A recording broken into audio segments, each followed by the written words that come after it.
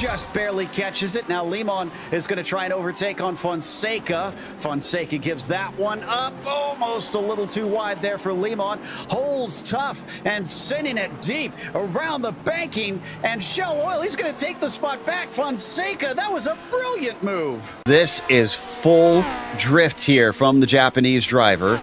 Watch this. Unreal. That car should not be still going. That is just seat of your pants stuff. Yeah, absolutely. I mean, it just kind of landed a little bit wrong for him, but fortunately, at least pointed in the right direction. This was crazy, though. And hasn't been shaken, but man, is he close to that wall. Look at it. Look at the oversteer. He looks to the inside. Michael tried to cover off. He's going to squeeze him down a little bit. Tries to open up the corner. Cut back and see if he can get the launch, and it's much quicker off. Oh, but he covers him down to the inside. Oh my goodness, covers him down to the inside. I think there may have been a little bit of contact there, but Michael Johnson going to get the benefit of the draft here. You can see him closing down on the back of the 79. And there's the late move from Michael going down to the inside, trying to get into the braking zone. The red mist is up for these two, and down into the braking. Can Johnson get it done? Yes, he does. Don't count out Travis. Tries to cut back. Goes the long way around. Nothing doing. No, he holds tight. He could try and get it in there. No, now he starts to fall back. Starts to fall back. Going to try to send it a little bit on the outside of 15. Sometimes you can get a crossover there, but not going to work. He's going to have a wider line now into Turkey to try to carry a little bit more speed, but he's not going to find an easy way to try to get on by. And indeed, Michael Johnson just slides that car off the apex a little bit to prevent off any attack.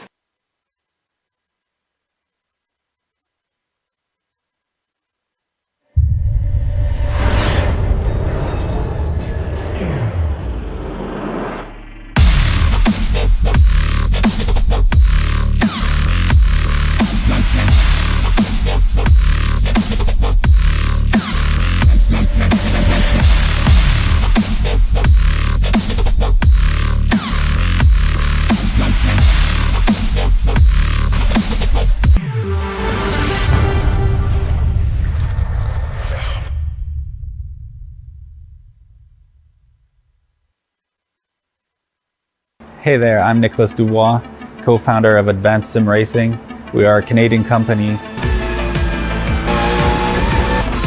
So what we did here today is for a real petrol head. He's really passionate about cars, as you can see behind me. We did a turnkey solution for him based on his needs. We try to gather as much information as we can on our client. And like we did today, we install a D-Box system. We install ultra-wide cube control steering wheel.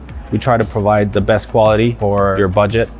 So let's say if you want a budget of 10 grand, we're gonna give you something that's the best for 10 grand. If you want 20 grand, then we always try to stay within your boundaries. We do try to make it as easy as possible. So the client, once we install everything, it's pretty much gonna be a turnkey. So he's gonna press start on his computer, and right after, we'll try to explain everything, how it goes, how it works, and then he's ready to go. Our aluminum is from USA, treated in Canada, cut in Canada. So we do sand all our aluminum piece just to make sure the powder coat sticks to it.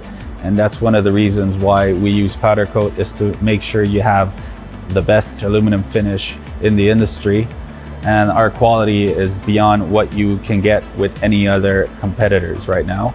We are really, really passionate about all the gear, all the cockpits, all the sim hardware, and that's why we want to create something that's really going to reflect our passion into our product.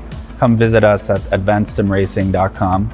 You can always reach us if you have any questions. You can call us, you can text us, you can go on Facebook, like our page, ask us questions over there, and we'll make sure to answer every questions there is. We are very passionate about what we do, and we try to make it as easier for you to go into the sim racing world, because there's a lot of gear, there's a lot of options, but let us guide you through your process, and let's hope you'll be an Advanced Sim Racing customer.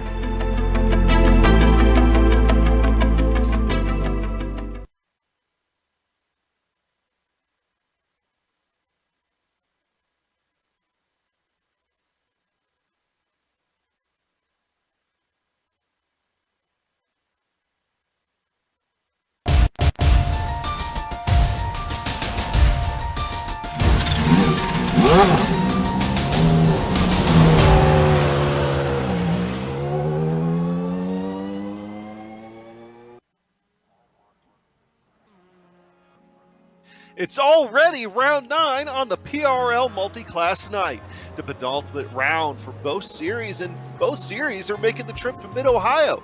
Of the 8 total championships between these two divisions, 3 of them are separated by less than 10 points. Welcome to the Global Sim Racing channel, where we've got tonight's action live. Hi, I'm Adam Young, and with me in the booth is Michael Johnson.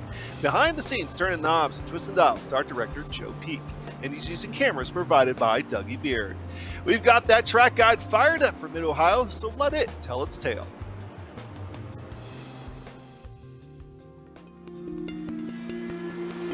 Welcome to the Mid-Ohio Sports Car Course. Located halfway between Columbus and Cleveland, Ohio, this track has become a road racing staple in the Midwest. Despite its name, one of the biggest events of the year here is usually the visit from IndyCar. The full 2¼ mile version is what is most frequently used, but it also includes a chicane layout and a short course. While each one officially has 13 turns, they do have distinct differences. The chicane layout was the only version for the first part of its history, in which the keyhole included a bus stop style back and forth jink on its entry. The short course simply bypasses the whole keyhole section altogether. The various turns have some rather famous names, such as China Beach with its downhill braking, inviting you into its eponymous sand trap, or Madness, which is a single file set of S's with drastic elevation change. There's also the Carousel, and this more than 180-degree turn offers a variety of lines that can be taken. Perhaps the most unique feature of the track is that in the real world, starts are rarely taken on the pit straight. Instead, the green flag is given along the backstretch where an extra flag stand sits. Naturally, sports car racing is the main staple of the venue, but motorcycles have a long history here, and in more recent times, NASCAR has started to hold races at the track. It also hosts driving schools and days for amateur racers to get on the circuit. The Buckeye State is often more closely associated with dirt track ovals, but the amount of history and prestige in Mid-Ohio's events make it just as worthy of notoriety in the region.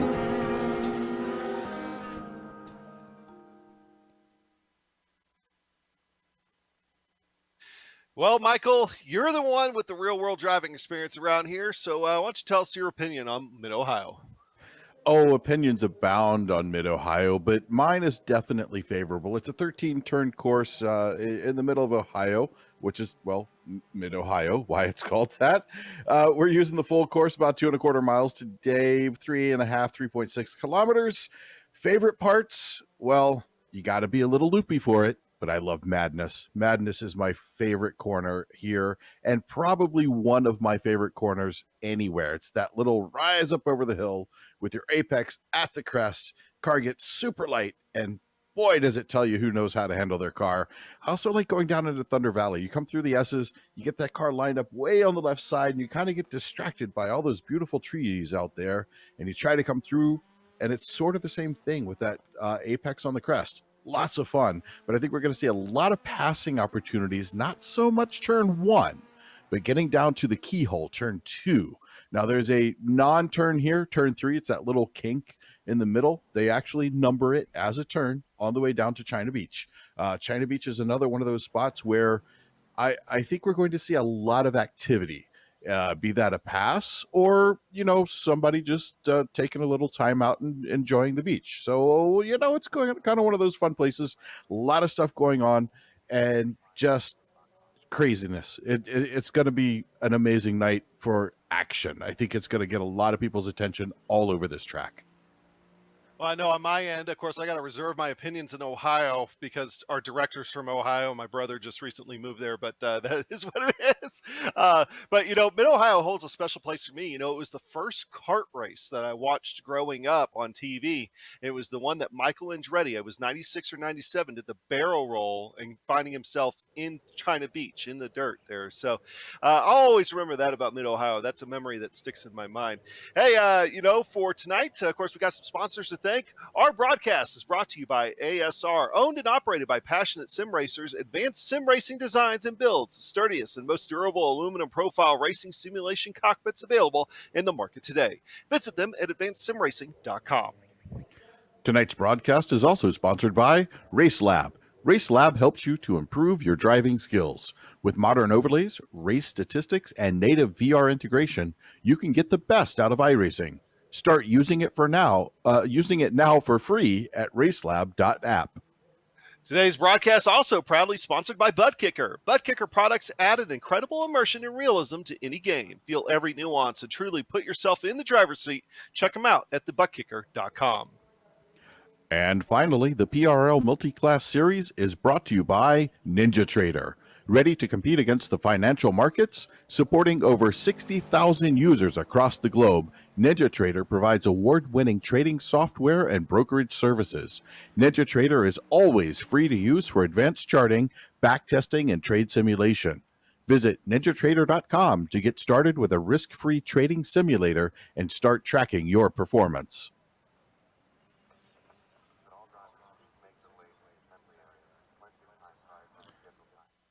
And I think we may be having a storm affect us a little bit, but let's take a look at the Gt4 standings here for the drivers. At the top of the list with 5.5 Motorsports, the top two drivers, in fact, Rob Campbell and Peter Newhook.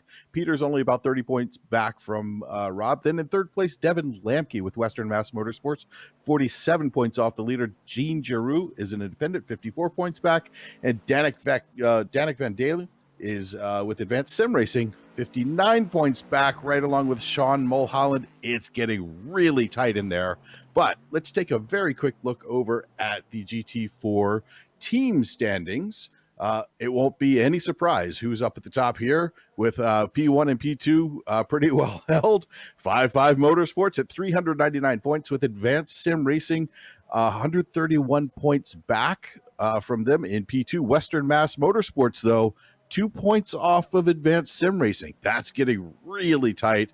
Car Ramrod bringing in fourth, and Fossil Racing GT4 in fifth position. Let's take a look at the drivers in the TCR standings, in the TCR group. At the top of our list, it's a name we all know, both of them actually. It's the Andrew and Andrew show. Looks like Andrew Waring, after last week, was able to take the top spot away from Andrew Hardman. Andrew Hardman in P2, only 3 points back. Ozzy Milwain with Evolve Sim Sports is 33 points back off our leader, 30 points off of Andrew Hardman. Michael Broomhead, the teammate of Andrew Hardman, 41 points back with Nick Horvath in P5. And looking over at our TCR standings in the team division, well, it's really tight there too. Slava Ukraini Britannia iSports at 404 points, but 8 points behind them. I told you this was tight. Evolve Sim Sports is right there. Third place, SJS Racing is 147 points back, with 161 points back being Ghoul-born Britannia iRacing. Flying Husky at 199 points back in P5. So let's take a look at our race details. If we take a look here, it's going to be round number 9 of 10. This is a 35-minute race. Open setups. These guys are out there doing little tweaks here and there all through the week, trying to get their setup just perfect. There is a drive-through penalty at 13 incident points, disqualification at 17. But there's an opportunity to get a couple extra points here. Fast lap, the pole, and 3 incident points or less. Well, that's 3 points. That could close up that gap in that first and second that we were watching. That was only 3 points. So, man, it gets tight in here. But that's the race details. Let's talk a little bit about the stories of the race as we're watching one of those beautiful Aston Martins go.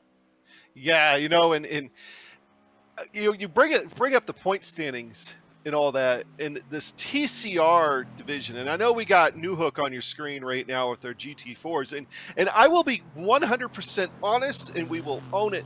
We haven't paid much attention to the GT4s the last couple of weeks, and the reason being is that the TCRs have absolutely stolen the show over the last couple of races. I mean, and you see it in the point standings with the Andrew and Andrew show is Peter Newhook decides he wants to take a look at Mid-Ohio from the opposite direction. The Andrew and Andrew show with a little bit of Aussie in there, is been incredible, Michael. It has been. It's been almost a distraction. I think a lot of times people think, oh, the faster class is the one to watch, and quite often it is. But with the way things are unfolding through this TCR field, it's so exciting, and you're on the edge of your seat. I keep having to move my microphone because I keep scooting closer to the edge of my seat and just trying to watch what's going on. It is just an absolute joy to watch such close racing. But hey, let's take a look at Rob Campbell here. Rob Campbell, boy, that guy, holy cow. He just gets going at the start and disappears. He just takes off into the distance and lets all the battling happen behind him. But not far behind him is someone he has raced with quite a bit, Carlos Lopez. New to this series, came in because he knew that his friend Rob Campbell was in there, and I know Carlos as well. I've raced with him many times. He's got a new livery today, though, it looks like. And, you know, Carlos is one of those really, really good drivers. We've watched him win. We've watched him sit there and just master the hold on second place. But you know where he is right now? First place. He's got the fastest lap so far at a 1:28.179, and no, Rob Campbell just nips it away from him. Yeah, who at a 1:27.6. You know, and that's the thing. I mean, Carlos Lopez comes out, I think it was Sears Point just a few weeks ago, first race back in the series, comes out and wins. But still, Rob Campbell coming into today with 4 wins, 7 top 5s on the season so far.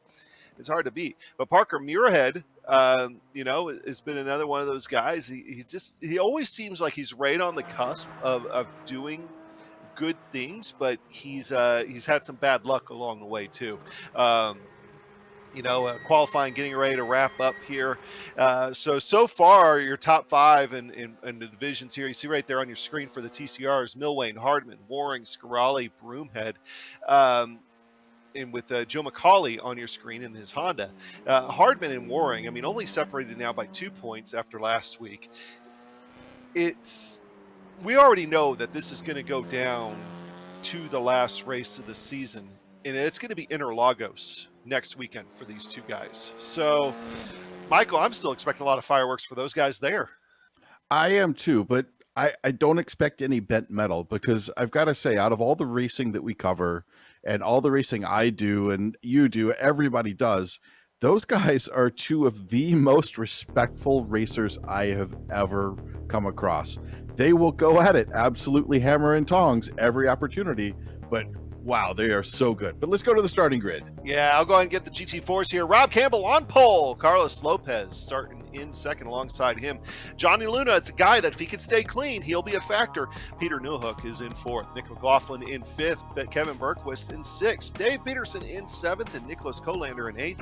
Devin Lamke, he's going to bring it in 9th. And Sean Mullahan in 10th. Going over to row 6, find Dean Giroux and Pete Thomas. Row 7's Dan Bowden and Charles Sumner, my oval racing boss over there. Sylvian Bergeron in row 8. Alongside him will be Skip Gandy and Jeffrey Subak taking up the tail end of the GT4s. Taking a look now at the TCR field, well, up front, it's a new name. Well, not a new name, but a new person to be in this position, Ozzie Milwain. We know he's good. He's showing it here today. Behind him, the first half of the Andrew and Andrew show, Andrew Hardman. P3 is going to be Andrew Waring. Right behind him is got stuck in the Andrew phase there. Tyler Scarali in P4. Michael Broomhead, Nick Horvath, Phil Amaro, Jean-Sebastian Giroux, Parker Muirhead, and James Doherty round out your 5th row. Looking at row number 6, Jeffrey Smith, Brian Hopkins on row number 7, Joe McCauley with Jerome Stanton not turning a time. All right, it's a short pace lap. This is, I think, honestly, our first short pace lap of the season here so far. So the drivers definitely orchestrating to make sure they keep that gap between the GT4s and TCRs, even though there's not a lot of speed difference between the 2 divisions. But Rob Campbell already coming onto the front straightaway. That Aston Martin, he's on the loud pedal. And followed by Carlos Lopez. They all pretty much get in a line even before turn 1. Johnny Luna and BMW, he's taking up 3rd. First side-by-sides, Nick McLaughlin and then Peter Newhook. Peter Newhook gets off the gas to keep out of Nick McLaughlin. Let's go back to the TCRs. Yeah, it looks like in the TCR field, Ozzy's trying to take control of this, but the Andrew and Andrew show coming up behind him is going to be a little bit crazy, and we got some craziness already at the start. So one interesting thing here in iRacing, we start the race at the finish line. In real life, where these guys are coming around after turn 2 right here is where the start line is.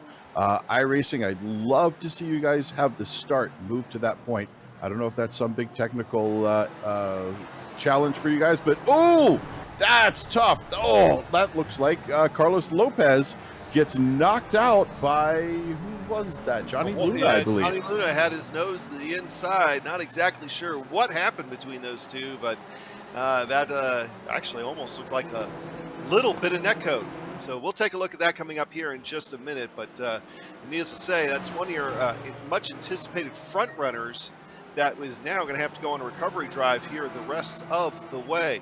Johnny Luna moves into second place on that. And Rob Campbell still in the lead here as they start to be able to complete round one. All right, so I think those were our two big action sequences. TCRs on the front straightaway and then the GT4s. Let's go ahead and take a look at the start of the race for the TCRs, because that did involve your 6th and 7th place in points on the front straightaway over there with Nick Horvath and Phil Amaro. And it really looked like to me, Michael, that when they got onto the front straightaway, Phil Amaro just kind of drifted off to the right a little, to the left a little bit, and ended up just barely making contact with Horvath and sent him into the inside concrete. Yeah, that happens sometimes in iRacing where you think it's really not that much contact. It's honestly hard to tell. The computer and the servers figure out how much force there actually was. You may not have thought there was much because you can't really feel it. But let's watch them here. There's Ozzy Milwain leading the way, coming around these final corners through the carousel. And this is the point where they kind of started racing. Now they take off. Let's watch right here in the middle of the pack. We already got some side-by-side. There's some action trying to move up the inside there, but bam, just trying to make room on the outside. And wow, what a mess gets created. And I'm pretty sure that wheel has a little too much camber in it. Yeah, and then with that, let's go ahead and also, while we got the GSRC replay machine going, we can take a look at the Johnny Luna and Carlos Lopez incident as well. This will be just a quick look with, I want to say it was just after China Beach, I think is when they were side by side. They actually had a good race going for the two of them here. So here we'll hit the kink as they come down into China Beach. Johnny Luna is going to have a really strong run here. He's going to take a look to the outside of the corner. Carlos doesn't really try to defend. There's a lot of race left. They get close here, and really, on my screen, it still looked like they had like almost a good foot and a half between them, and just. We see that a lot, especially I think on the oval side, where if you get a little bit of netcode like this, almost like the wheels want to bounce off each other, and that causes it to get kind of janky, and that sent Carlos Lopez around. And I think Carlos is just going to go ahead and call it a day. He's not in the points race or anything else. So, but that does leave Johnny Luna only about 0.4 of a second behind Rob Campbell. As he breaks a little loose right there, gets him gathered up, loses about 1/10 of a second there, though. But Johnny Luna has been one that if he's been able to stay in the race, he's had some pretty decent chances. Yeah, and Rob's not used to people being this close to him 4 minutes into the race. By this point, it seems like his past several races anyway, unless he got knocked out. I think he had a connection issue a couple of weeks ago that caused a problem. But normally he's a good 2-3 seconds out in front. Johnny Luna and Nick McLaughlin are going, no, not today. We're not doing that today. This is a track we like. We're going to hunt you down. Well, let's go ahead and take a peek at the TCR battle. Remember, between Andrew Hardman and Andrew Warren, there's only 2 points between them, and they sit second and third right now. Ozzy Milwain still in the lead here, but we've seen this rodeo before. These three guys have been pretty much the star of the TCR field, with a few other guys mixed in occasionally. But Ozzy's been up there with Andrew a lot, with the Andrews a lot more than he hasn't.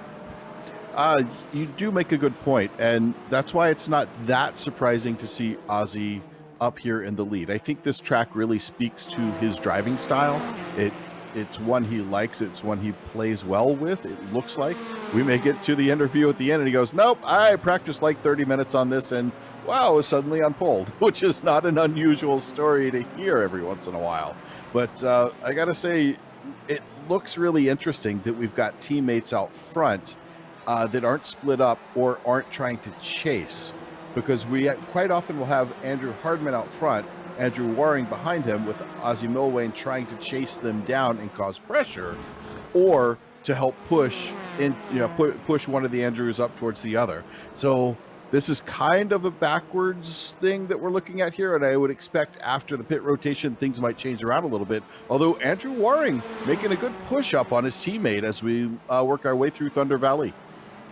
You know, one fun thing that we've been tracking this season has been the speed difference between the GT4s and TCRs. And here today, when we look at just the pole speeds, you know, there was just under 2 seconds, about 1.9 seconds between Rob Campbell and Ozzy Milwane on the pole speeds.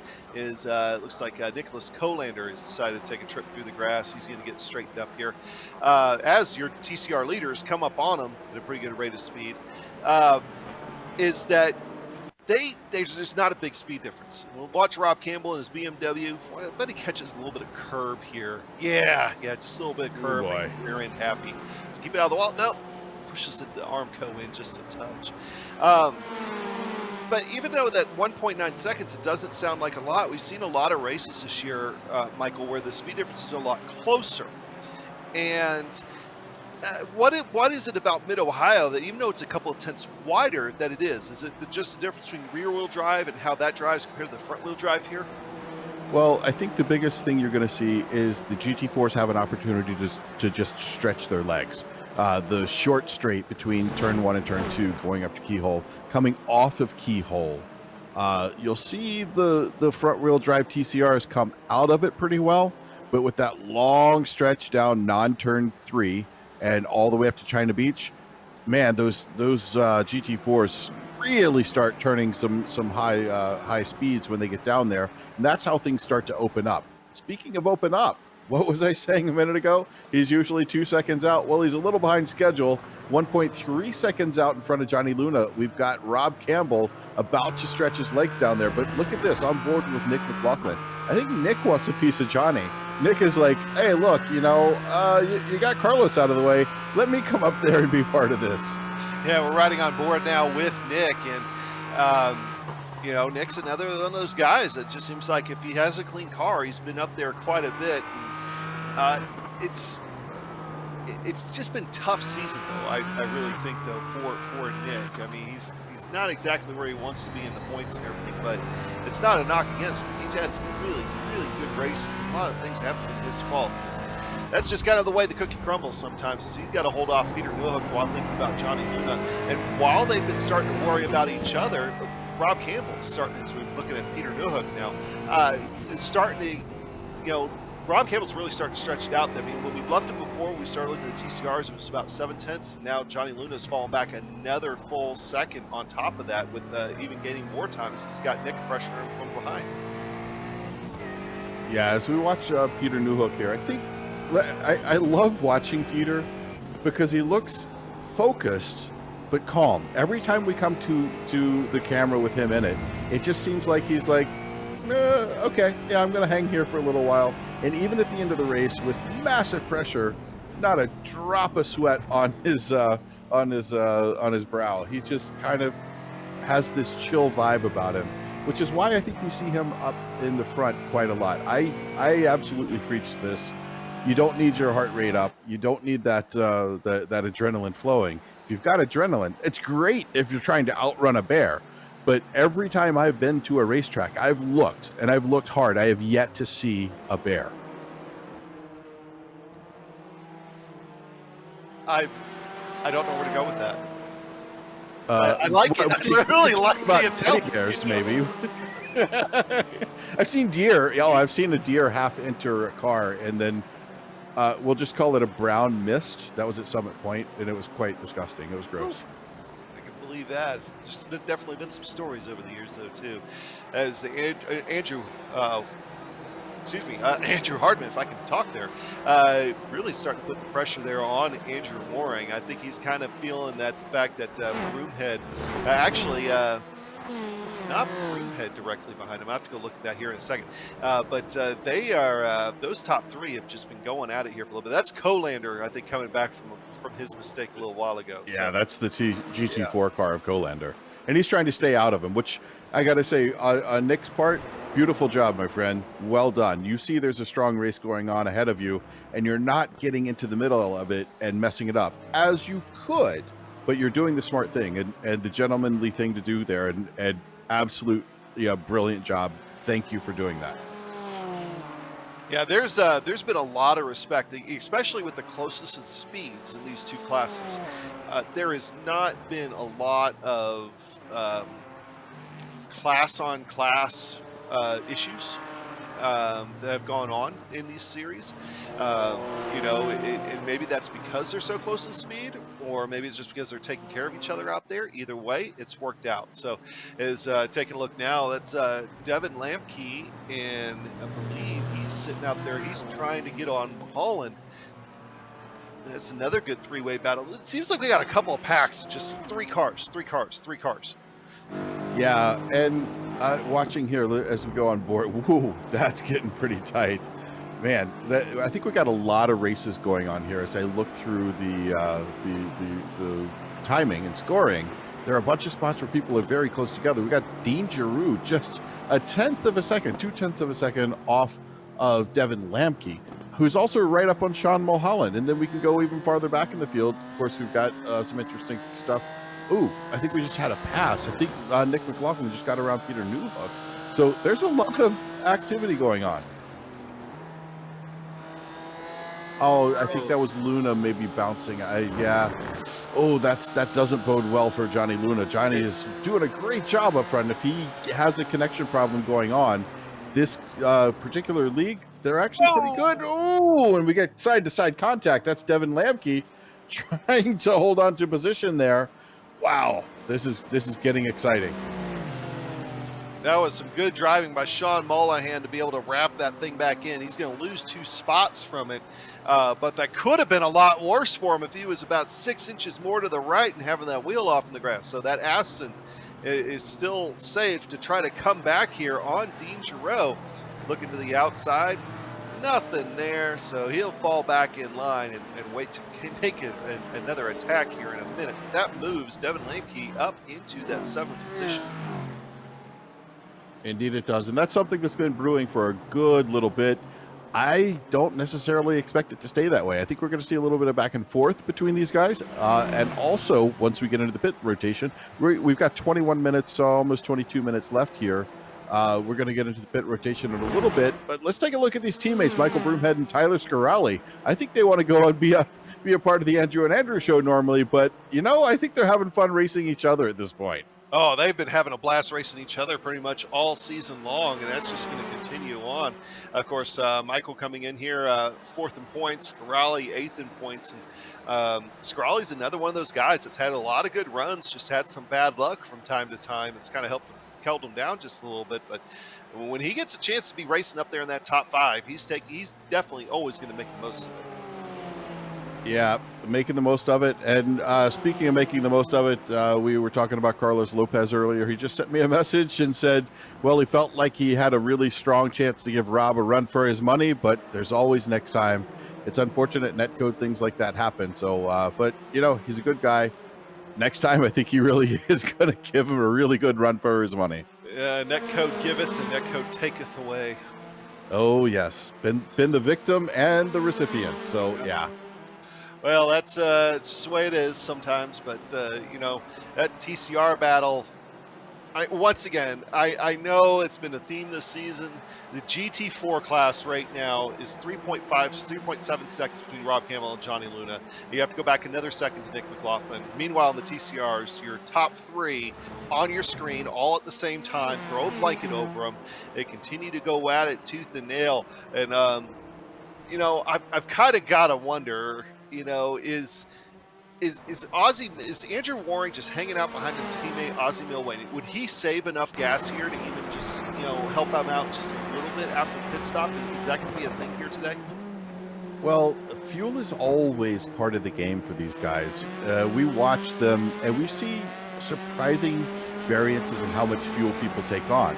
So I think there's an amazing amount of calculation. There's a lot of lift and coast. I don't think we've ever had an interview process go through where somebody wasn't talking about lift and coast to get into their position because they were trying to save a little bit of fuel. Well, there you go. And they're starting to catch, let's see, that's the 51. Excuse me, 61, the James Dartrey. So he's going to go off track and give them as much room as they possibly want. Is Ozzy Milway continues to lead. Michael, you were wanting to talk about Peter Newhook there for a minute. Yeah, so Peter Newhook, he's starting to put some pressure onto Nick McLaughlin here. Every time they come around the last section, so it looks to me like Peter has a pretty strong car through this last section. But I'm thinking that Porsche is just a little bit too slippery. Now, if Peter can get that Aston Martin right up on the tail once they get into the keyhole, there's a chance for him to make a pass down China Beach. But right there, going through turn one, every single time, it seems like McLaughlin is able to open up just a little bit. Now, is that due to a little bit of draft from Johnny Luna that he's able to do that? Let's see what happens here as he comes off that corner, comes out of there, uses every bit of that curbing that he can, sits right in his draft. Actually, you know what? It looks like he just popped a little bit out of draft. I wonder if he's just trying to save a little fuel like we were just talking about. Entirely possible. I mean, when you're running this close together, even if you could save a tenth or so on that pit stop when you got to take it, you know, we've seen it before where pit stops have decided these races because they've been so close. So they could be setting their stage up for now. Well, we need to go to the TCR lead right now. Andrew Waring on the inside of his teammate Ozzy Milway. Ozzy trying to hang on here to the lead. They're starting to head down the front back straightaway, heading toward the little kink right there. Pull back in line. Andrew Waring's going to try to take another look as he heads toward China Beach. He's going to go ahead and back off but as they enter into the braking zone. But that's the first time that we've really seen Andrew Waring really think about maybe attacking his teammate. Which was kind of unusual. It was not a good spot for him to do that. These guys should probably be in communication, discussing where they can best do it. And it may have been a little bit, maybe Ozzy was off a little bit, or Andrew got a little better run than he thought he would. So, it's kind of confusing. I would have tried to plan that pass for my teammate behind me to go around the outside at China Beach and then take the place right in behind them, so the attacker from the other team couldn't quite make it through. Now, could this also be I'm going to look like attacking, but really what I'm doing is defending? Maybe from Hardman behind him? I think Hardman is honestly, he's pulling a Peter Newhook and he's just sitting back here chill. But we got these guys side by side right now. I think Ozzy's trying to hold on to the inside. They might be trying to get Andrew Hardman to make a move and mess something up. But, you know, the Andrew and Andrew show, these guys are solid. I don't think Andrew Hardman's going to do anything silly. He wants to get back to the lead of the championship. He's 3 points back right now, or 2 or 3 points back. A less than this many fingers off of it.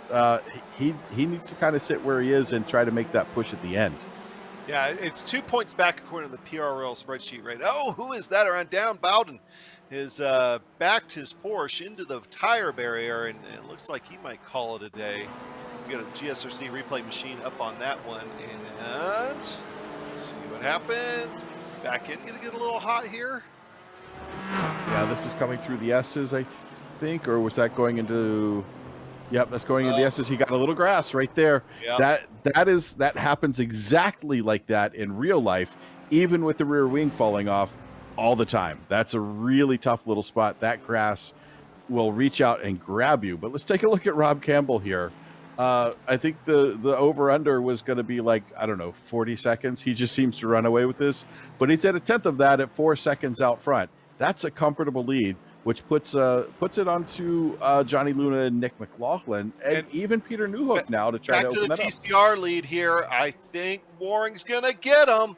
Ozzy Milway on the outside. He's going to shut the door on Andrew Harmon, maybe try to come back around him. He's going to have to watch that front bumper. You don't want to rub your teammate the wrong way. Yeah, everybody here is in a tight points battle, almost doing a little bit of bump drafting, it would seem like, going down the back straightaway through the kink. Give each other a little bit of room through the braking zone. Oh, that was tight.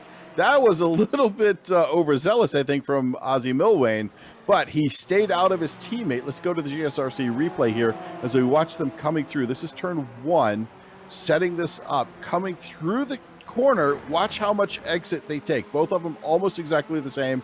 Now, catbird seat is Andrew Hardman. He's ready to watch this. Ozzy does not put up much of a fight, and I think this was Andrew Hardman's opportunity to try to sneak up under there. Ozzy Milwane comes back down and closes that door off and lets his teammate hang out front. And right now, that is going to be Peter Newhook coming out of the pits. So, all right. So we're starting to see your GT4 class start to make some stops, and I imagine that'll begin a flurry of pit stops here over the next couple of minutes. But, you know, with this TCR battle, with that going on too, I'm pretty sure Andrew was on the radio to his teammates saying, hey, give me a little bit more room next time. But it's also important to note that with Waring, Ozzy Milwane, Andrew Harmon, I cannot talk tonight. Scarali, Broomhead, all those guys actually work together on setups and everything else. They're good friends off the track as well. So they when they're mixing it up, they've been mixing it up in practice, and I think that's what makes their show so good down the line. Is that battle there between Broomhead and Scarali's kind of spread out a little bit, but we've got another battle here that's starting to get a little tighter again. This is Dave Peterson's Kevin Bergquist, top 4 and top 5. As it looks like Bergquist is going to go ahead and Peterson's going to go ahead and make his way down pit road here. Mentioned that we might start to see a flurry of pit stops, and I think that's exactly what we're starting to see here. I think the battle that we'll have to watch coming on and off pit road in the GT4s is going to be the Johnny Luna and Nick McLaughlin one. There's only a couple tenths of a second between them, so we'll see if what we gain or lose here. But Rob Campbell's setting sail at this point in that class. Yeah, Rob is just taken off. He is now over 6 seconds out front of Johnny Luna, but Nick McLaughlin is right behind him. Nick is only about half a second off. And I got to wonder if, in Nick's case, this is a little bit of lift and coast, trying to save some fuel so he can make that pass in the pit lane. It is so much easier to pass on pit lane, but wow, look how close he's getting here. He is right at about 3.5, 4 tenths off of him. He's starting to put on some pressure here. Trying to get Johnny Luna to burn extra fuel would be my guess, but he's really pushing that Porsche up under the wing of that BMW. That's going to be an interesting one for sure to see, and I really wonder if they might be starting to think about maybe coming down pit road either here this time or next time by, as we're quickly approaching 10 minutes left to go in this race. Here comes Nick McLaughlin. He'll be your first taker out of those two, and making that twisting entry onto pit road. Not as tight of an entry as what we've seen in some other tracks here so far this season, but still one that you got to mind your business on, or you're going to find yourself in a wall. There's that Porsche taking the stop. Should be gas only. These guys usually go through an entire race on a single set of tires. So we'll check back in on that here in a minute. Rob Campbell also on pit road in front of him. You can see Rob Campbell pulling away, and the battle will resume. Rob Campbell had enough of a lead going down pit road, probably could have had an ice cream cone sitting there in the pit box. I think he did. He had an 11.9 second stop time compared to Nick McLaughlin with only 9.7 seconds. So, yeah, there may have been an ice cream cone handed through the window on that one.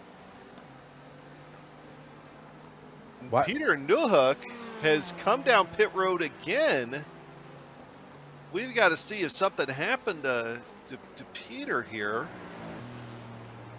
I wonder if he's got to stop and hold. Did something happen to him? I did not see any notification of black flag, but that looks like it could have been maybe a splash and dash. Did he not take enough fuel?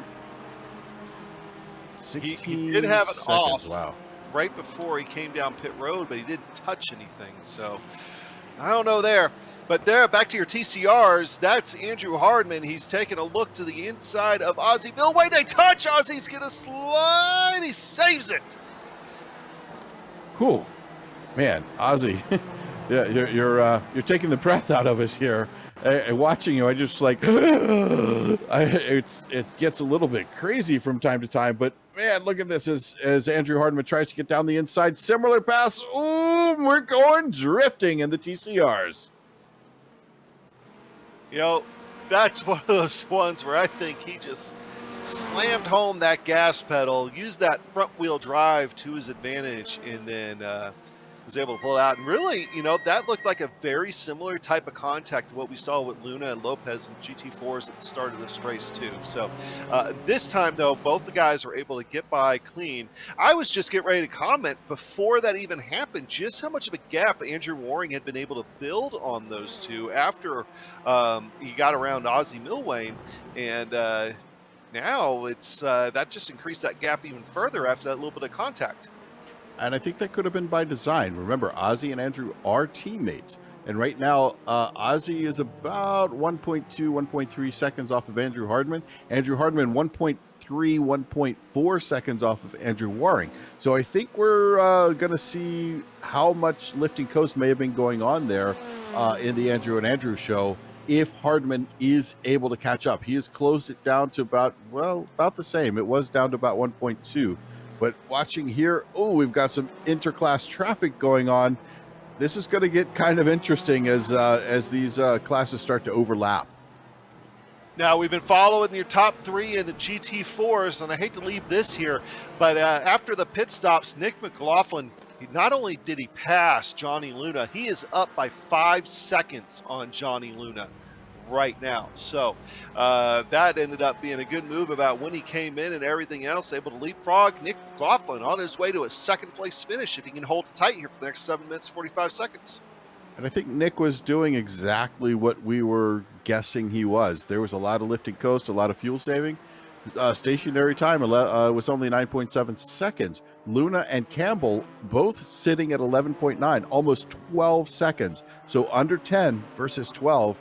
That's a big change between them. So watch for Nick McLaughlin here, maybe to start putting the hammer down a little bit harder and putting some pressure on Rob Campbell. I know that's a joke. Like he's going to catch Rob Campbell.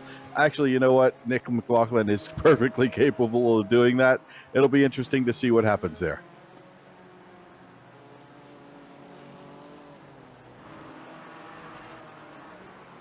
Let's take a look here going up to Bergquist. I think you've been watching what happened there. He got around Peterson.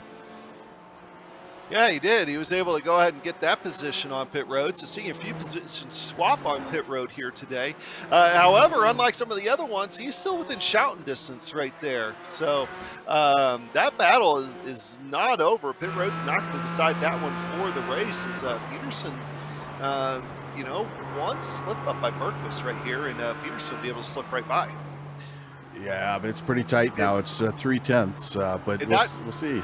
Not to mention, they're actually catching Johnny Luna right now. That's Johnny Luna is in front of him, directly in front of him. So I think they kind of see maybe a potential podium spot in their future if they can possibly get up to Johnny Luna. Yeah, I think there is one lapped car in between them, possibly two, but Bergquist would like to be there. I think that's, there's one. Who is that? No, the lap car is Brian Hoskins in front of Johnny Luna, which there he goes. Okay, so yeah, sorry, I was looking at a replay. That's just Brian Hoskins, which they're getting ready to clear him now. Andrew Waring on pit road now. That's Ozzy Milwain behind him. And seeing how everything shakes out there in your TCRs. Looks like looks like Hardman stayed out. He is currently P7 overall, P1 in class. Now, he is likely to pit this time around. However, it seems like every time I say that, he goes another 2 or 3 laps. The guy is magic on that throttle pedal. He can really get every last little bit out of the fuel cell in that car.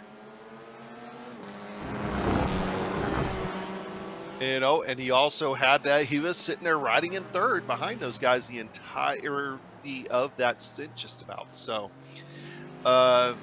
he probably did save quite a bit of fuel. He's got Peter Newhook back on track after having to come down pit road once again. He's got Sylvian Bergeron right behind him. I think Newhook right now is just hoping to be able to get back in the top 10 and salvage what he can here today. Yeah, I still couldn't see what happened with Newhook, but right now Andrew Hardman is in the pits. So we're going to need to keep an eye on what's going on with the other half of the Andrew and Andrew show, as well as Ozzy Milwain. Where are they going to come out? How is this going to shake out? So if we look at what Andrew had, he was 6.6 seconds stationary. Ozzy was exactly the same.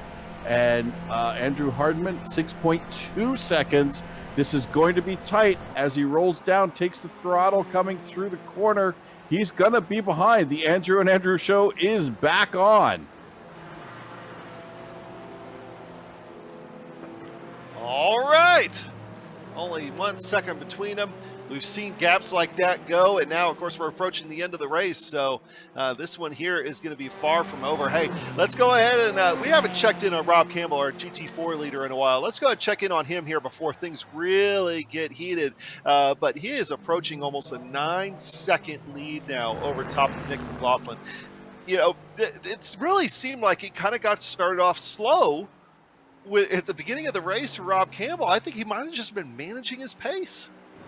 Yeah, and it could have just been he was also trying to get the feel for how everybody was going to be.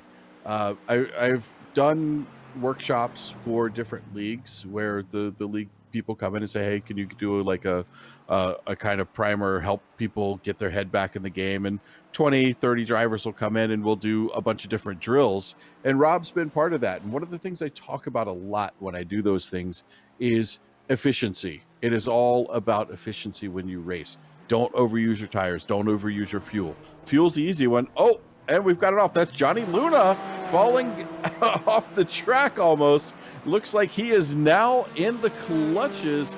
Nope, beyond the clutches. That promotes Kevin Berquist to P3, Dave Peterson to P4, and looks like Devin Lamke is only about a second and a half off of Johnny Luna. Yeah, and it looked like he got a little bit of help. That was John Sebastian Giroux, we were just talking about a few minutes ago. He is what sent Johnny Luna around, and that was kind of that for Johnny Luna. I think he gave up probably 3, maybe 4 positions right there. Yeah, that was a tough position to be in. Everybody's got a right to race. You got to give respect in and out of class. I'd have to watch that one again, but you know, it's over and done with at this point, and it's actually something I talk about a lot of times when I'm doing those classes. Is it doesn't matter who's right when you're last.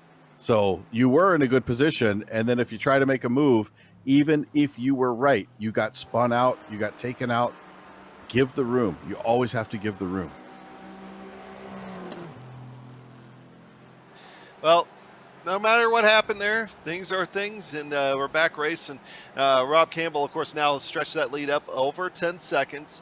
Well, let's talk about this GT4 field real quick. Nick McLaughlin now running in second with that 10-second gap.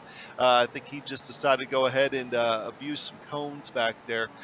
Kevin Berquist and Dave Peterson are the two that are behind this guy, Nick McLaughlin. They continue to be probably the closest race out of your entire GT4 field right now, as that field is really starting to spread out.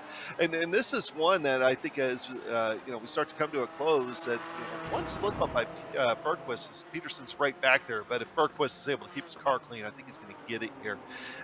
Your TCR field, your top 3 over there, Andrew Waring still leading as we're approaching the final lap, up over top of Andrew Hardman by about a second here. So once again, I'm expecting these guys to swap positions in the point standings, if not come into the final race in a tie. Ozzy Milwane sitting there in third. He's fallen to about 7.7 seconds back. And then you still have a battle back here for fourth and fifth, and that's going to be between Scarali and Broomhead that we'll be watching on the final lap and see if anything happens for it. Yeah, and looking just very quickly, I'm probably wrong, but 129.821, 129.819 for fastest lap difference between these two, looking towards Hardman on that one. So, wow, this is this is getting pretty tight. Right now, it looks like Andrew Hardman's going to pick up that extra point, which he really needs in this position. Well, one guy This is, I think, going to pretty much seal the deal. I think we can declare with the win here today, Rob Campbell to be your 2022 Season 2 PRL Gt4 Championship winning driver once he comes across the finish line. He's only got a couple of corners to go. Rob Campbell been the class of the field all season long. This would mark his 5th win, his 8th top 5 out of 9 races.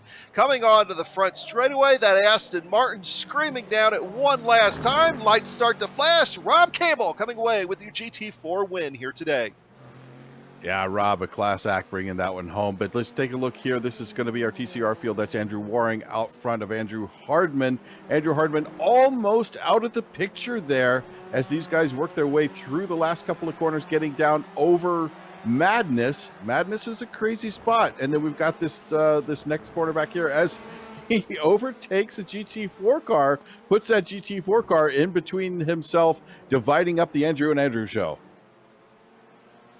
Yep, and once again, couple more corners. I think, honestly, we may have another tie, if not a very slight points lead for Andrew Waring once we go into next week. These guys, I believe, are going to be racing at Interlagos next weekend. And Andrew Waring and Andrew Hardman, they better both bring their A game. They'll have to fight for the championship there. But Andrew Waring is going to get the win here today as I guess these guys brushes the wall a little bit in celebration. A little bit of a different celebration routine right there. Well, that was definitely an interesting one. That's another great race between these two classes. We'll be talking to those guys here in just a minute, but as the guys start to come across the line, we can start to bring you the race results. Rob Campbell coming away with that win over 12 seconds over Nick McLaughlin. Nick McLaughlin getting a well-earned podium spot. Kevin Bergquist in 3rd with David Peterson in 4th. Johnny Luna, after having his little slide there, he's carrying it home in 5th with Devin Lamke about a second behind him. Dean Giroux in 7th. Sean Mullahan in 8th. Charles Sumner getting in the top 10 here tonight at 9th, and Pete Thomas in 10th. Going back to 11th, we'll find Peter Newhook, Sylvia Bergeron, Nicholas Kolander, Jeffrey Seebach, Don Bowden, Skip Gandy, and we saw Carlos Lopez's troubles there on the first lap. The TCR field, though, again, what a crazy race. Yeah, crazy racing is what we're expecting, especially with the Andrew and Andrew show out front. Just 1.6 seconds behind, or separating those two. Ozzy Milwane out front for quite a while, 9 seconds off the leader. 4th place, Tyler Scarali, Michael Broomhead, both teammates with Andrew Hardman filling in there, looking good for the points haul for the team. Jean-Sebastien Giroux is a lap down over the overall leaders in P6 with Brian Hoskins in 7th. Joe McCauley, James Doherty, and Parker Muirhead are our top 10. Looking at P11, that's Phil Amaro with Nick Horvath in 12th, Jeffrey Smith and Jerome Stanton filling out our field.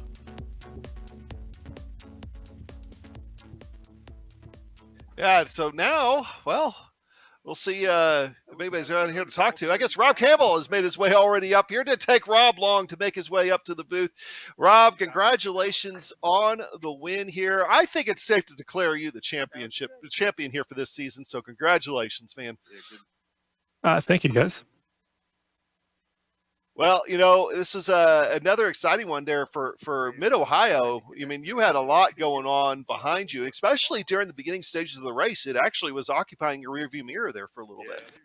Yeah, it looked like Johnny and Carlos were going to have a battle there the first few laps, and then I didn't quite see what happened. All of a sudden, they were both kind of gone, and then I only saw Johnny left, so I'm not sure if they got into each other or what, but I'll have to look at the replay there. But yeah, Johnny held on my back bumper for a little bit until I was able to finally string together a few laps and start to open up a gap. But Mid-Ohio is always fun.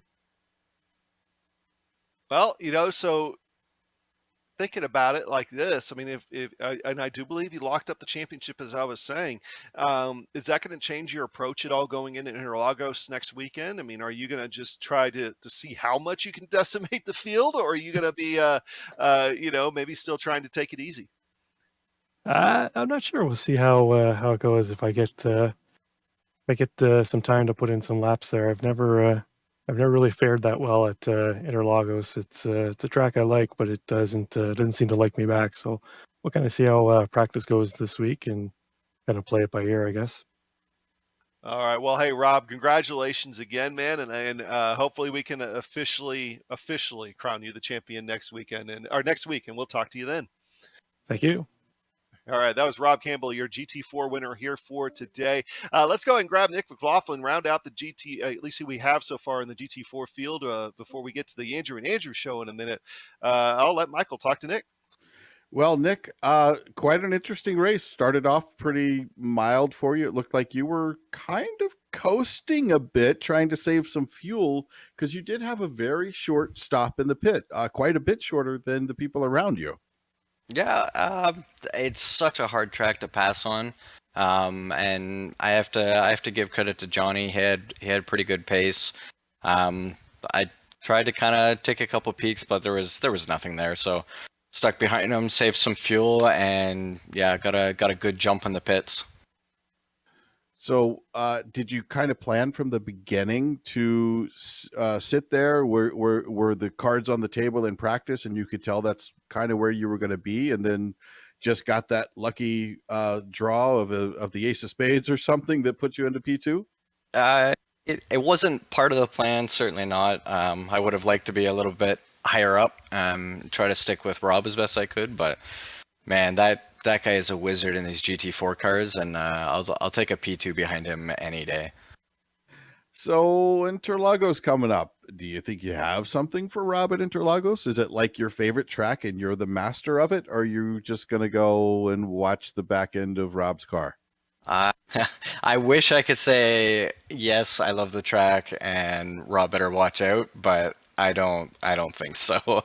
I'll put some lap up and see if I can give him some competition, but we'll see. We'll see how it goes. Well, nice race for you today, bringing it home in P2. Who do you have to thank for that? Hats off to Rob for both today's win and I believe the championship, if my math is right. I think Kevin Berquist got the rest of the podium, so congrats to him as well. And shout out to my wife and kid who are watching at home.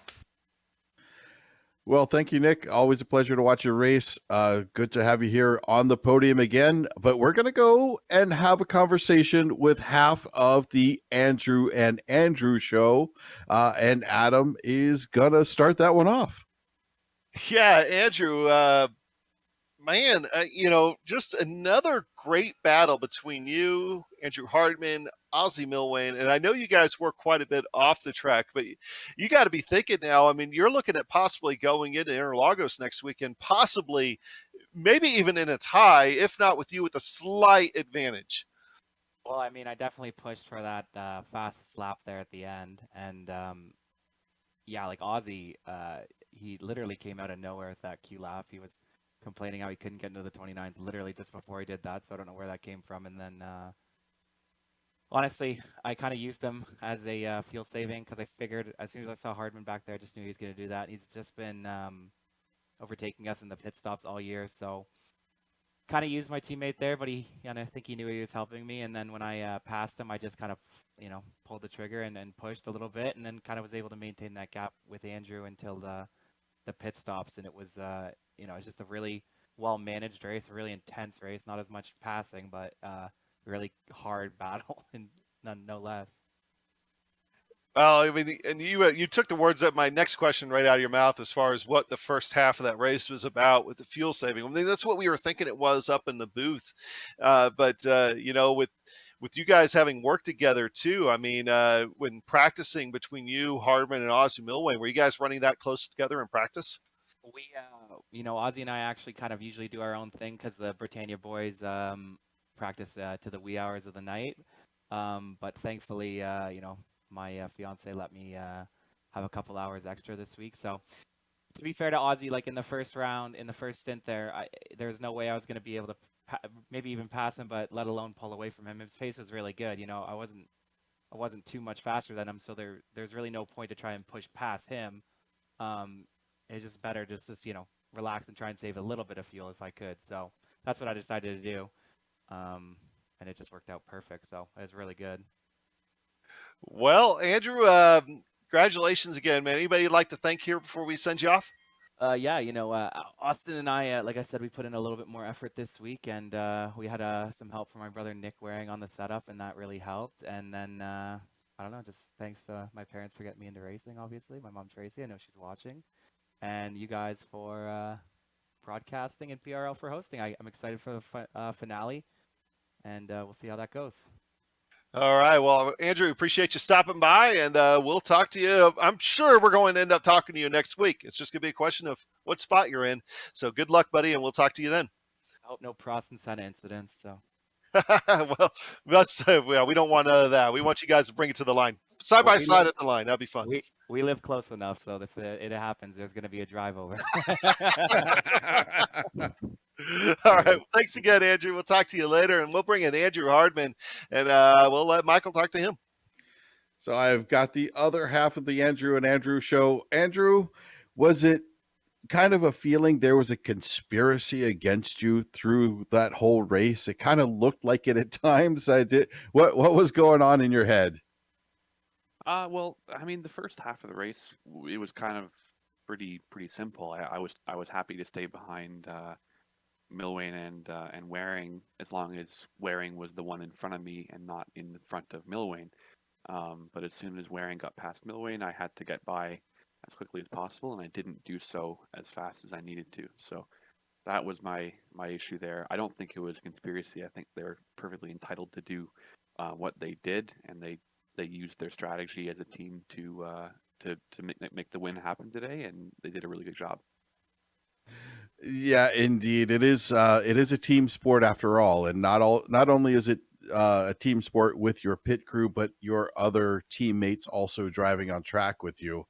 Today, you didn't have your teammates quite in the battle to help you out. Is there anything you're planning on maybe through the week to get ready for next week that might help you work together better with your teammates being a little closer to you?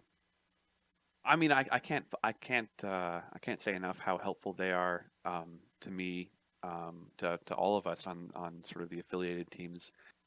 So I certainly don't fault them for not being quite close enough to sort of assist with the battle.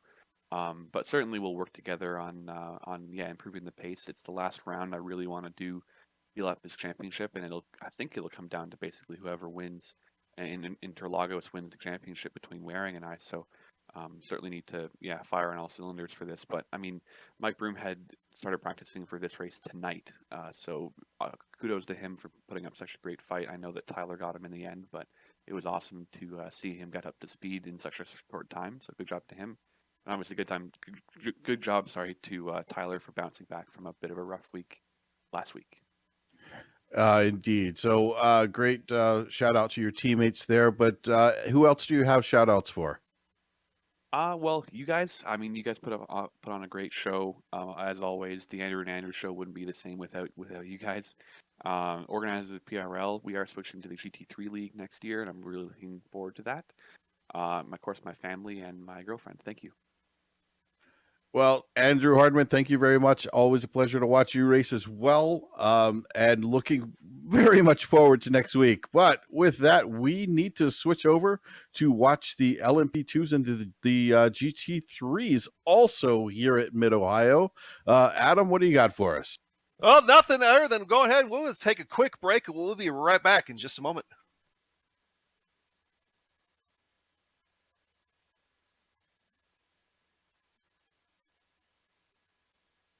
Hey there, I'm Nicholas Dubois, co-founder of Advanced SimRacing. We are a Canadian company. So what we did here today is for a real petrol head. He's really passionate about cars, as you can see behind me. We did a turnkey solution for him based on his needs. We try to gather as much information as we can on our client, and like we did today, we install a D-box system, we install ultra-wide cube control steering wheel. We try to provide the best quality for your budget. So let's say if you want a budget of 10 grand, we're gonna give you something that's the best for 10 grand. If you want 20 grand, then we always try to stay within your boundaries. We do try to make it as easy as possible.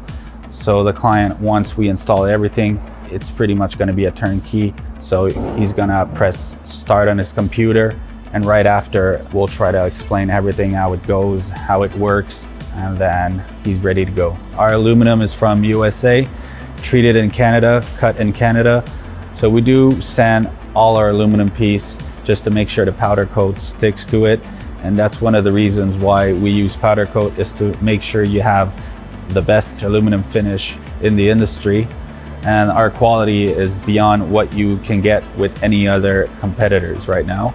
We are really, really passionate about all the gear, all the cockpits, all the sim hardware. And that's why we want to create something that's really gonna reflect our passion into our product. Come visit us at advancedsimracing.com. You can always reach us if you have any questions. You can call us, you can text us, you can go on Facebook, like our page, ask us questions over there, and we'll make sure to answer every questions there is. We are very passionate about what we do, and we try to make it as easier for you to go into the sim racing world, because there's a lot of gear, there's a lot of options, but let us guide you through your process, and let's hope you'll be an Advanced Sim Racing customer.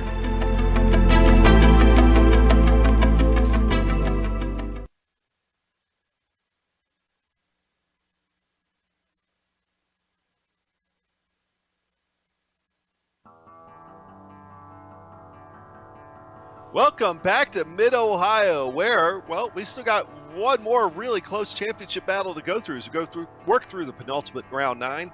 In case you're just joining us, let's go ahead and take a look at the track guide one more time. Oh, okay. Well, I guess we're just going to go ahead and go to the points here for you real quick. We'll start off with those LMP2 points, and here for today, those LMP2 points, they're kind of a little bit of a gap. David Holland up 21 points over top of Graham Sanders. Carl Modoff up 44 points. Christian Eisler up 47, down 47 rather, and Horatio Coquin down 49. Graham Sanders, pretty much, if he can just keep the car clean, I think he's going to have himself a good run in that. Now, the team standings, this is the one where, well, team standings is really kind of separated out just a little bit in the back half. Front half, though, still a little bit open with the Punto CL Racing Black and Blue 21 and 28 points behind Delta Sports. So still a few things to see right there as we go through today in this penultimate round. How about those GT3 standings, Michael? Well, in GT3, we're looking at a couple of familiar names at the top of the field. 201 points, Vincent Trepanier with ASR Esports Purple. Right behind him, Mr. Shuey. It's Ted Lowendick in Vector by RSR, 3 points back. Man, that's tight. 9 points back, only 6 off of him is Carlos Villa.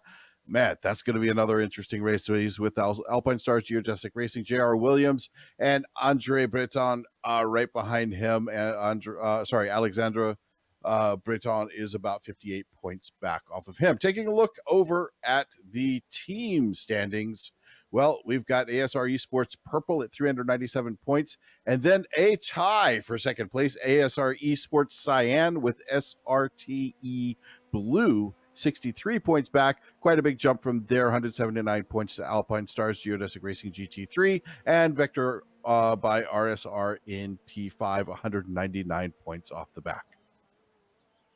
It's important to note that today, that Carlos Villa, your third place in points in those GT3 drivers things, though, is not in the field right now. So unless he shows up here at the last minute, it might just be a 2-horse race. I got to look at the drop points and see how that might play things out. But your race details here for today, really the big difference between this and the GT4 and TCRs that you just watched, this is a 45-minute race. Your penalties still stay the same, your bonus points still stay the same, and of course it is an open setup for these guys as well. Let's go ahead and take a look as seeing the 06 there of Francisco go around, as these guys still be putting on a show, but we are going to have a smaller field here for tonight. Yeah, and it'll be interesting to watch here too. Vincent Trepanier out front at the moment, under a tenth, a little over half a tenth behind him is Teddy Lowendick. But that's going to be, oh, wait, sorry, I misspoke. Janae has popped up in there. Very tight qualification right now. these guys are really going to put on a show for us. I think it'll be kind of fun to watch and see if we get that going again, like we did last week at Daytona when we watched all three of these Lamborghinis just kind of pull away, and then Teddy was stuck back there. He had an incident early on and kind of stuck in behind him. So today, Norris now slots in to that second position. And I did just look. If Carlos Villa is not able to make it here at the last minute for tonight, that's going to make this a two-horse race between Trepanier and Teddy for the championship for their 4-year GT3s. So, so with Carlos having that DNF last week, that would be his drop race. So that's going to be pretty much eliminating him from contention. But 2 minutes left to go here. Still a few guys that have a few laps they'll be able to pull in. Looking at Ignacio Rodriguez now. Let's see what he's able to do. Carl Modoff rips off a 1:12.086. That's a quick lap. I believe that was his last lap he's able to get. They are able to take 4 laps here in the span of 10 minutes. And Ignacio might be one of the faster LMP2s that's currently out there. He's sitting in 5th, but these LMP2s are pretty tight field. I mean, he's only 0.8 of a second behind Modoff. Yeah, the LMP2, we tend to see that field be pretty tight, except for at certain tracks where maybe draft is king. What's going on in the qualifying here? Notice this is single qualifying. We're not out there with all the cars. There's no opportunity to draft off your teammate or anything like that. As Christian Eisler pulls in at P4, pulling his 4th lap. He is only a 10th off of the car up ahead of him. So, man, this is a tight field. We're going to see some very tight racing on this this afternoon. Yep, and I believe it is safe for us just to go ahead and start reading off the grid. There are no cars on track. Everybody has pretty much ended their qualifying runs officially on the iRacing service. And your LMP2s here for tonight, Carl Modoff. No surprise there. He's going to go ahead and take the pole in first position. On the outside of him be Horatio Calquin, Graham Sanders in 3rd, Christian Eisler in 4th, Ignacio Rodriguez, who we were just watching there, in 5th. Francisco Montini will be starting in 6th. Rodrigo Mies and Lance Loomis will be in row 4. And looking at our GT3 field, well, here he is, the guy we expect to see up front quite often, Vincent Trepanier. Alongside him, Kevin Norris in 2nd. Very tight times right there. And even getting back to Arnaud Genet, 3rd place. Wow, this is going to be even tighter than those LMP2s. Teddy Lowendick in 4th. Jerome Bartiom in 5th. J.R. Williams back in 6th. I kind of expect to see him work his way up through the field a little bit, with Marc-André Desjardins in 7th place. Now, we talked about the field spread between your GT4s and your TCRs earlier being pretty narrow. And here today, your pole winner in your LMP2s was Carl Modoff, the 12.086. And Trepanier was your pole winner in GT3s at a 20.412. So look at old Teddy there. By the way, Teddy, T-shirt came in, shoe-eception. I like that too. So that's good. I can't hear you talk, but I can see the shoey there on your deal. But that means it's about 8.4 seconds difference a lap between your pole winners, between your GT3s and your LMP2s. So we'll be happy to watch the class battles, even with a smaller field, once these LMP2s catch up to these GT3s, because there's not a lot of really good places for some of these GT3s to let the LMP2s by. There's not really. The only places you're going to see is going to be out of keyhole, maybe on the run up to keyhole. It kind of depends on how well each of them get on the power, but definitely coming out of keyhole all the way down to China Beach, as long as everyone's clear, everyone does the movement that's expected of them, that they are predictable, I don't think that's going to be too much of a problem. As we get ready for these guys to roll off the grid, everybody's still kind of taking shape here and forming up, get ready to roll behind that Porsche pace car in just a moment. And as you did not join us earlier on, you kind of one of those people that kind of join us midway through, just want to watch GT3s and LMP2s. This is a short pace lap here for today. We haven't seen too many of those this season, but it is a short pace lap. So once these guys get rolling, we'll be taking the green flag pretty quick, and they are starting to roll. There's Carl Modoff, that red LMP2, Horatio Coquin in the red, white, and black LMP2. They'll be on your starting grid there, and you'll be seeing a decent gap there going back to our GT3s as we round the final corner, going around the carousel. Then we'll hit that little kink that leads you onto the front straightaway. And green flag is out. We are racing at Mid-Ohio with your LMP2s and your GT3s. LMP2s already kind of getting into a single line. Your GT3s directly behind them, Michael. Yeah, in the GT3 field, it looks like a replay of last week. We have our 3 Lamborghinis, the purple ones, holding out front, and right behind them is going to be Teddy Lowendick. He's going to sit right in there. Talked to Teddy after last week's race, and he said, yep, I was where I wanted to be. I think I had the pace. I just needed to not have the crash. Well, Teddy, let's see if you can hold out without a crash this week as you try to hunt down those Lamborghinis. Of course, his big problem is going to be having all 3 teammates that are right there. But back up to your LMP2s, that is Graham Sanders. He's just hunting for a way right now around Horatio Calquin. Can't quite find it. And while that's going on, Karl Modoff is inch by inch inching away. I know that's a lot of inches in one sentence, but that's exactly what's going on. He's not gaining a ton on them, but he is gaining on them as Horatio Calquin just has his rear mirrors full of Graham Sanders. But Calquin is not going to be fazed by that, I don't think. I've watched Horatio race quite a bit over the past couple of seasons. He is cool as a cucumber. I think I've said about him before, he's cooler than the other side of the pillow. So that tells you how cool Horatio actually is. And that is your LMP2 field still relatively close, even going back. For Karl Modoff has about a second now, Horatio Calquin, but they still pretty much have like a 5-second gap almost over the entire field. Meanwhile, your GT3s, well, just as I say that, they're not as spread out as they were just a minute ago. But what we are seeing is Trepanier doing his best to try to get away from his teammates. Could we be seeing a little bit of teammate help here going on, like what we saw with the TCRs earlier on, in that maybe they'll just kind of slow up a little bit and maybe try to hold Teddy back just a touch? I think team orders are in effect right now. Vincent and Kevin are out front going, we're going to go have some fun. Arno, if you could please keep Teddy off of us, that'd be great. But Teddy just kind of grinning. Teddy, I think you're listening into us while we're doing this, because your reactions are right along with what we're saying as Karl Modoff pulls fastest lap of the race so far. Yeah, I think that's going to be a trend for the night for Karl Modoff setting that fastest lap after fastest lap, especially as the fuel runs around. Wiring on board now with Arnaud, and we see Teddy just looking out his rear window. Of course, Arnaud is just one of the coolest cats out there. He doesn't get too excited about it, which, we were talking earlier on, keeping that blood pressure and keeping that heart rate down. That goes a long way when you're in a tight battle with somebody.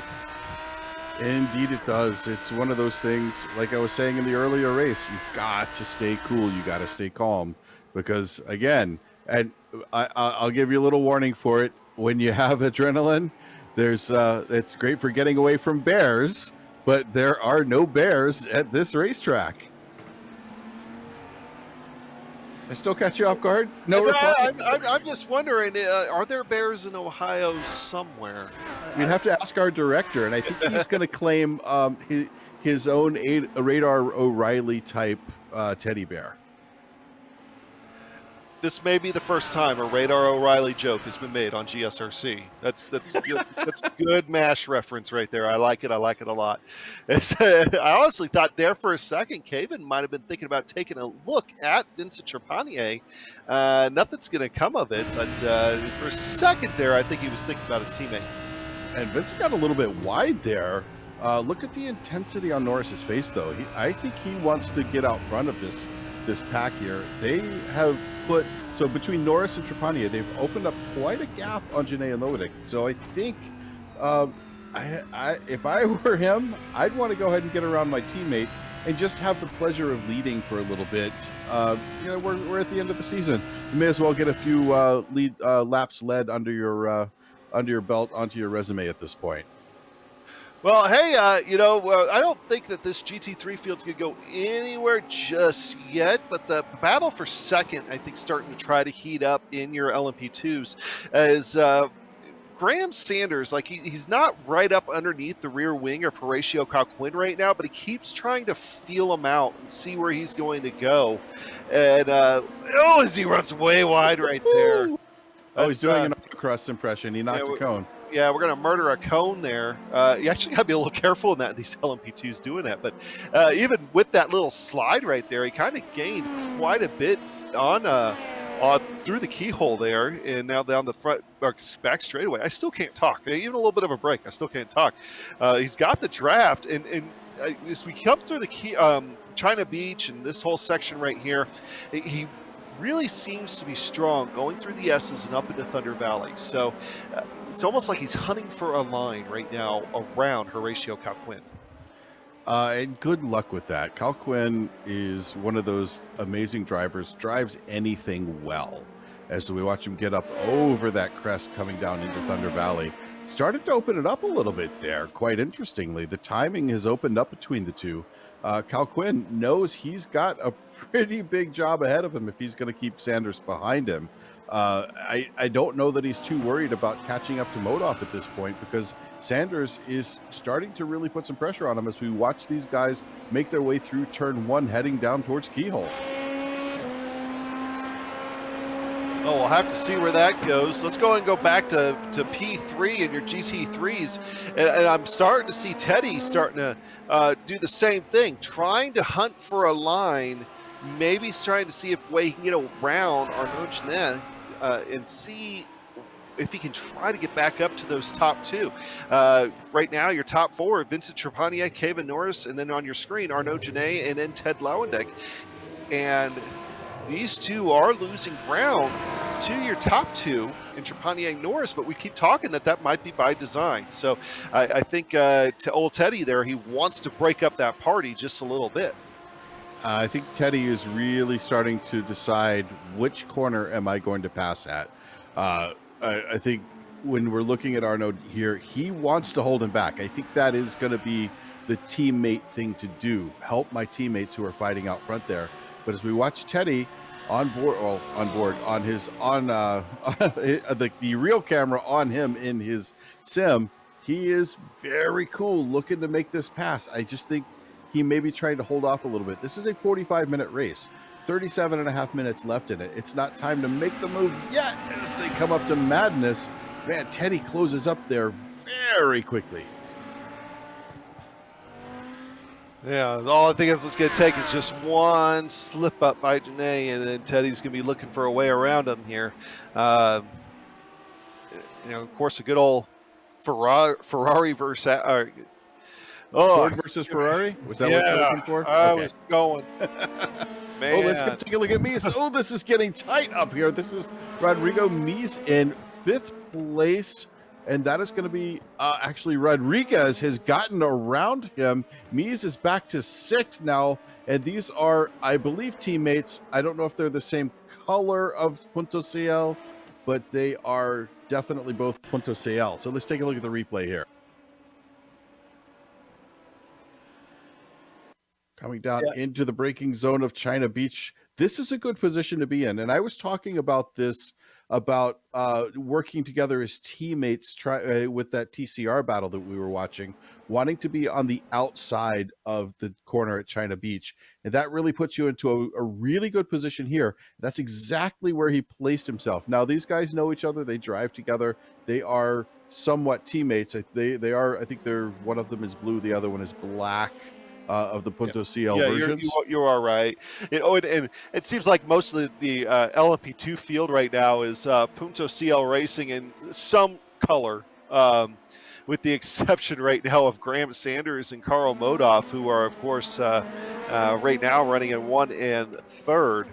So lots of those Punto CL Racing guys, of course, quite popular here on the LP2 side, and been really having themselves a pretty decent season at that. That they are, but Horatio Coquin trying to hold on. If I've got Graham Sanders on my tail, and again, I'm a pro driver. If I got Graham Sanders on my tail here in iRacing, I'm just going to let him go.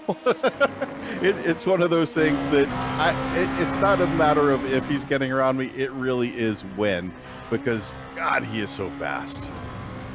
You know, and without David Holland here tonight, granted this would probably end up being his drop week. You know, all Graham Sanders really has to do is survive, and I think he's going to be in a good position for next week. Which, by the way, with the Gt4 TCRs, they're going to. We got to go over to Teddy. We got to go take a look. Teddy has tried to go around at the China Beach. Got a little bit of contact. Hopefully, we can get that on the GSRC replay machine. Oh, that is heartbreaking for Teddy. He had a really good run. He was trying to make that same outside pass we had just watched between Rodriguez and Mies. But now he is stuck in the middle of that battle and gets hit again.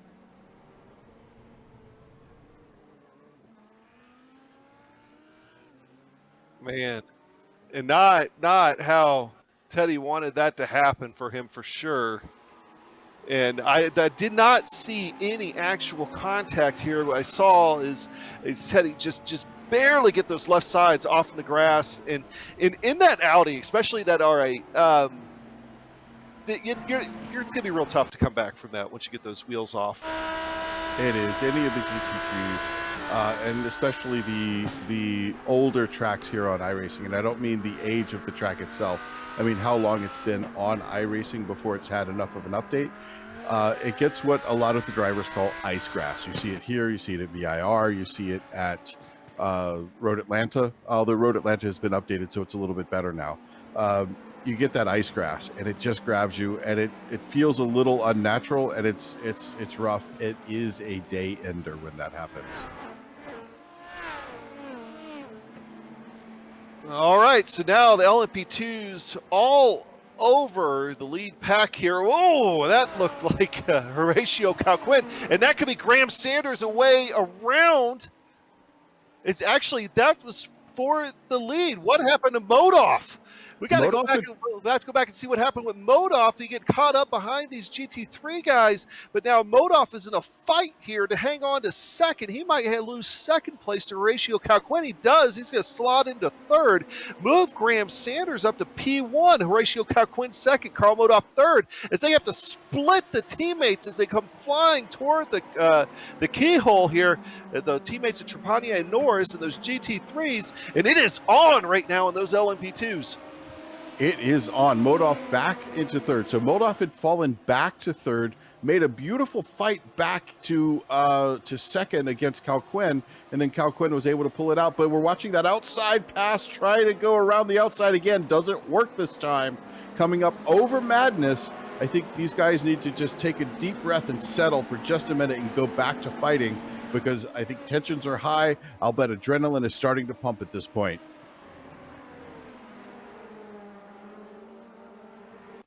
GSRC replay machine here in the tight battle that go on, man. And then the GT3 lead did swap hands in all that, I believe, as well. With well, actually, I think Kevin Norris, and he let him stay there. And Caven takes the lead there. Okay, that is Caven taking the lead away from Trapani. I think I would be surprised now if they just either A, gave themselves the green light to go ahead and start racing with Teddy's issues, or maybe a little bit of fuel saving and really kind of expand on things. Oh, man, that LMP2 lead pack now, that exploded and exploded in her. Oh, it's still in the replay. But even then, hey, they're still pretty close together right now.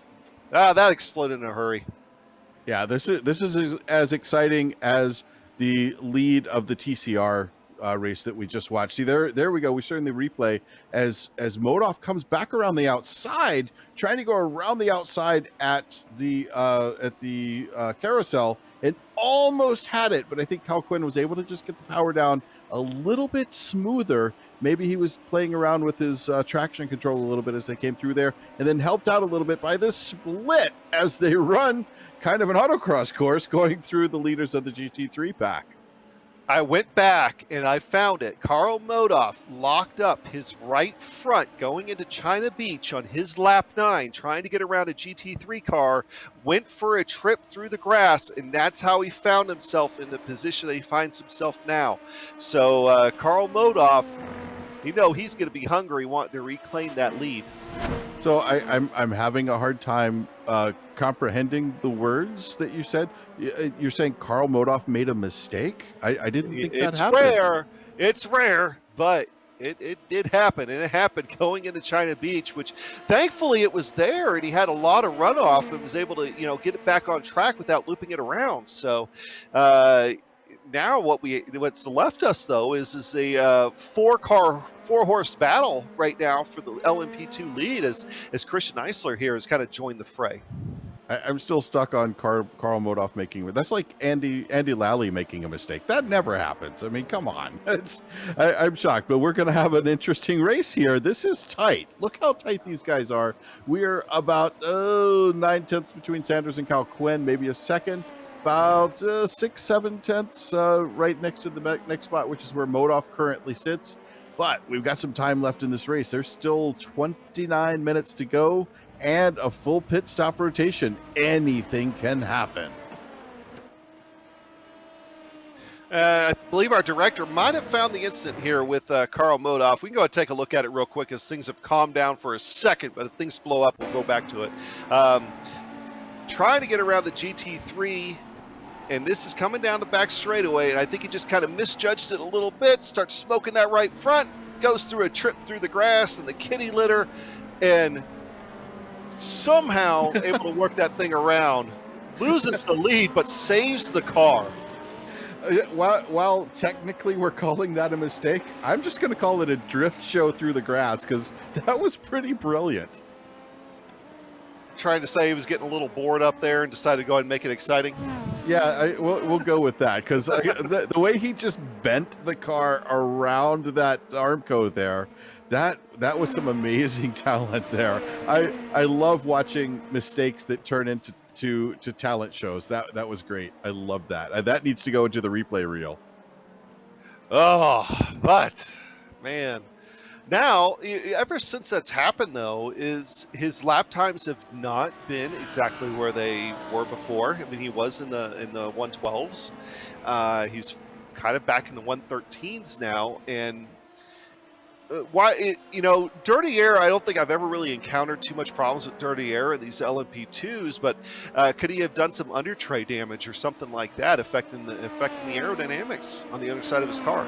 Absolutely, but if he was planning on being out front. So I remember an IMSA race that we did here on iRacing back during the height of COVID.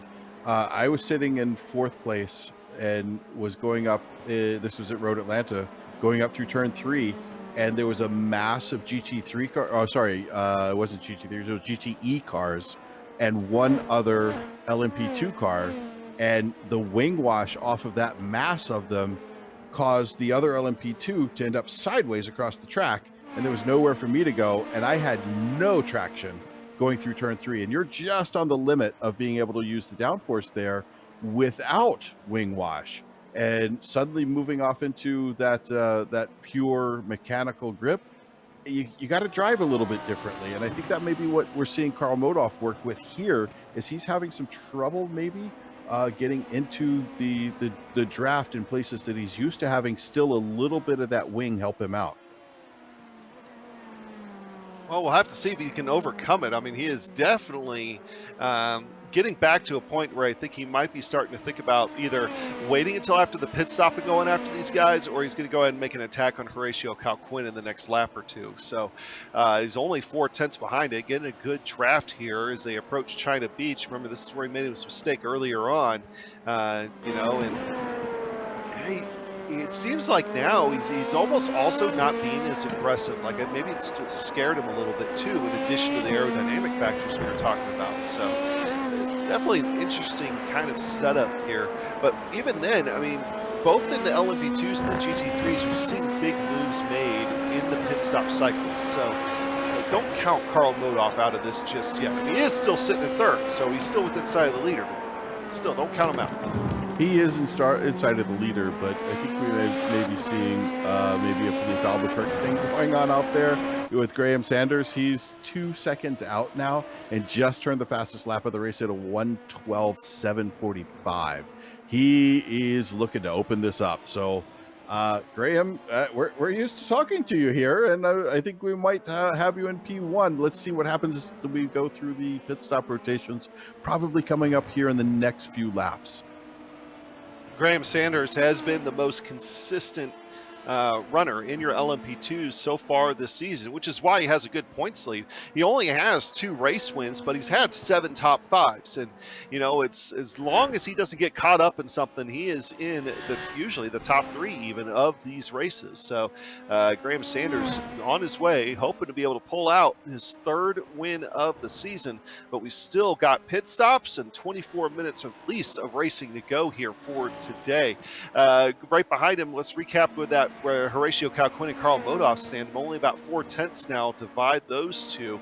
The guy that we were bringing up earlier on that had kind of seemed like he had caught these guys, especially in their issues, is I believe that was Carl Modoff. Yeah, okay, so Carl Modoff going to go ahead and break the ice. He's going to be your first one down pit road, and this may not be a bad strategy. Go ahead, take your stop now, get your mind right. And it's also not the first time that we've seen him come down pit road first.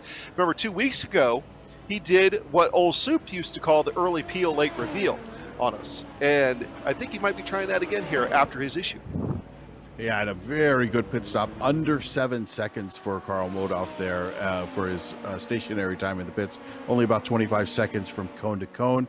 And he is back out in fairly clean air and ready to put the hammer down. He doesn't have too much around him, too much in front of him. That's going to be Francisco Montini right behind him.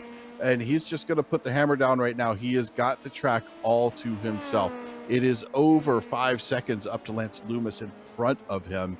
So he's not going to have that issue of dirty air that we were talking about earlier.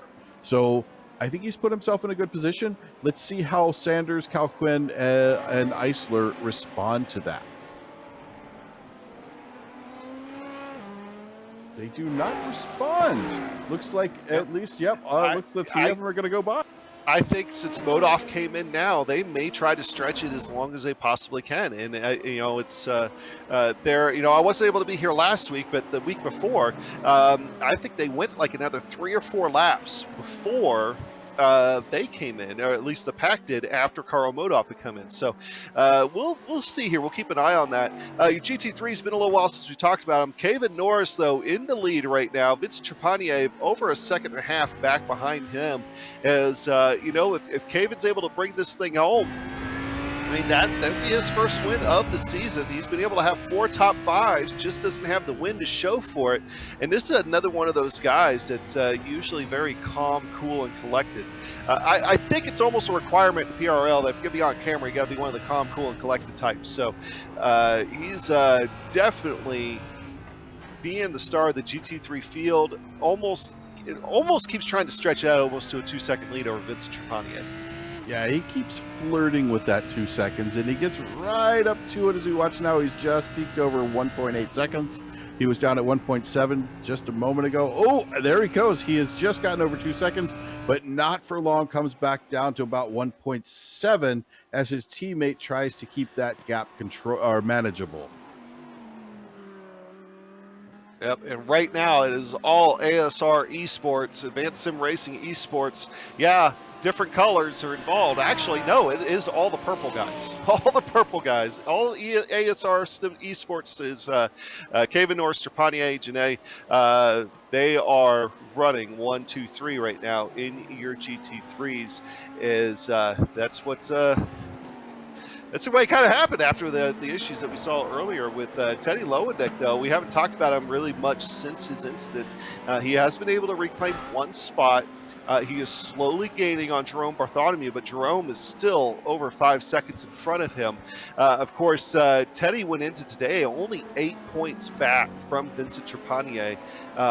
Might lose quite a bit, and he does have a do not start as far as his drop week, so this is going to hurt quite a bit, as Vincent Trepanier doesn't really have anything as far as drop weeks. I mean, he's been great all season long, so I think we're gonna see this points battle just kind of get broken up a little bit here next week. And by the way, what I was getting to earlier, Michael, is next week these guys are at Monza. So two completely different tracks. If you like this Tuesday night action, two totally different tracks. The technical Interlagos, and then these guys, the fast cars, are going to be at Monza, putting down some quick lap times there. Yeah, and right now this week we're looking at about an 8 to 9.5 second lap time difference. We've seen up to like 11 seconds, I think, at Daytona. I think we're going to be even more at Monza, because the straightaways are so long and they're so fast. Going around that final corner is incredibly fast, and these LMP2s, even with no downforce, you're going to drop it down into maybe third gear, probably fourth gear, and you're going to come out of it crossing the start finish line at 160, 170 miles an hour, over 200 by the time they get to the braking zone in these LMP2 cars. The GT3s probably get up pretty quick, maybe 170, but it's going to be a big difference. And I think you're going to see a much larger gap in lap times next week. Let's go ahead and compare laps here between Graham Sanders and Carl Modoff. And well, there you go. Of course, right now, difference being, actually, I would say the difference usually would be light fuel, but I think Carl's kind of turned up the wick here, and now they got into clean air like you were talking about. Yeah, I think Carl is getting, like I was saying, he's kind of where he wants to be, but Sanders may have realized he needs to take a little bit of a chance here and burn a little extra fuel, or maybe he's trying to save. I'm not sure what's going through his mind. You could take it either way. Personally, I would want to open this up knowing that he had pit early. I'd want to get out there and put as big a gap as I can at this point, but hard to say what he would choose at this point. We'll find out here in a couple laps, and the rest of the LMP2 field makes their way down pit road. That should be coming sooner rather than later at this point, as we're down to about 18 minutes left here for today. Horatio Calquin's lost quite a bit of ground to Graham Sanders. Of course, Graham Sanders really turned up the wick, but Christian Eisler's kind of gotten back to him as well. So, you know, really anything could happen in that what's going to be top four on your LMP2s once the pit cycle happens. I mean, will Carl Modoff just end up leapfrogging everybody with the laps he's been able to put down since the pit stop? Or is he going to be right back up there with Graham Sanders? There's so much stuff here to figure out that, yeah, we kind of have a little bit of a small car count. There's no denying that, but we've seen plenty of action here for today with these LMP2s, GT3s, and pit stops are going to be the deciding factor, I think, again here, because even in your GT3s, I would not count out Trepanier being able to catch up to Caben Norris on a pit stop alone. I mean, that's the kind of thing that sometimes happens in these classes. Yeah, and with Trepanier driving as well as we are used to seeing him drive, it could absolutely happen. We've seen him come into the pits and just kind of leapfrog people by taking a short fuel and saving fuel all the way to the end. With the traffic now, see, as we're watching here, we watch, I believe that's Carl Modoff coming around Trepanier. Those little instants right there are places you're able to save fuel, because you can't quite get to the power as quickly. Use that as an opportunity to save fuel and take on less later. It can help you actually to have traffic that takes you off your normal line like that.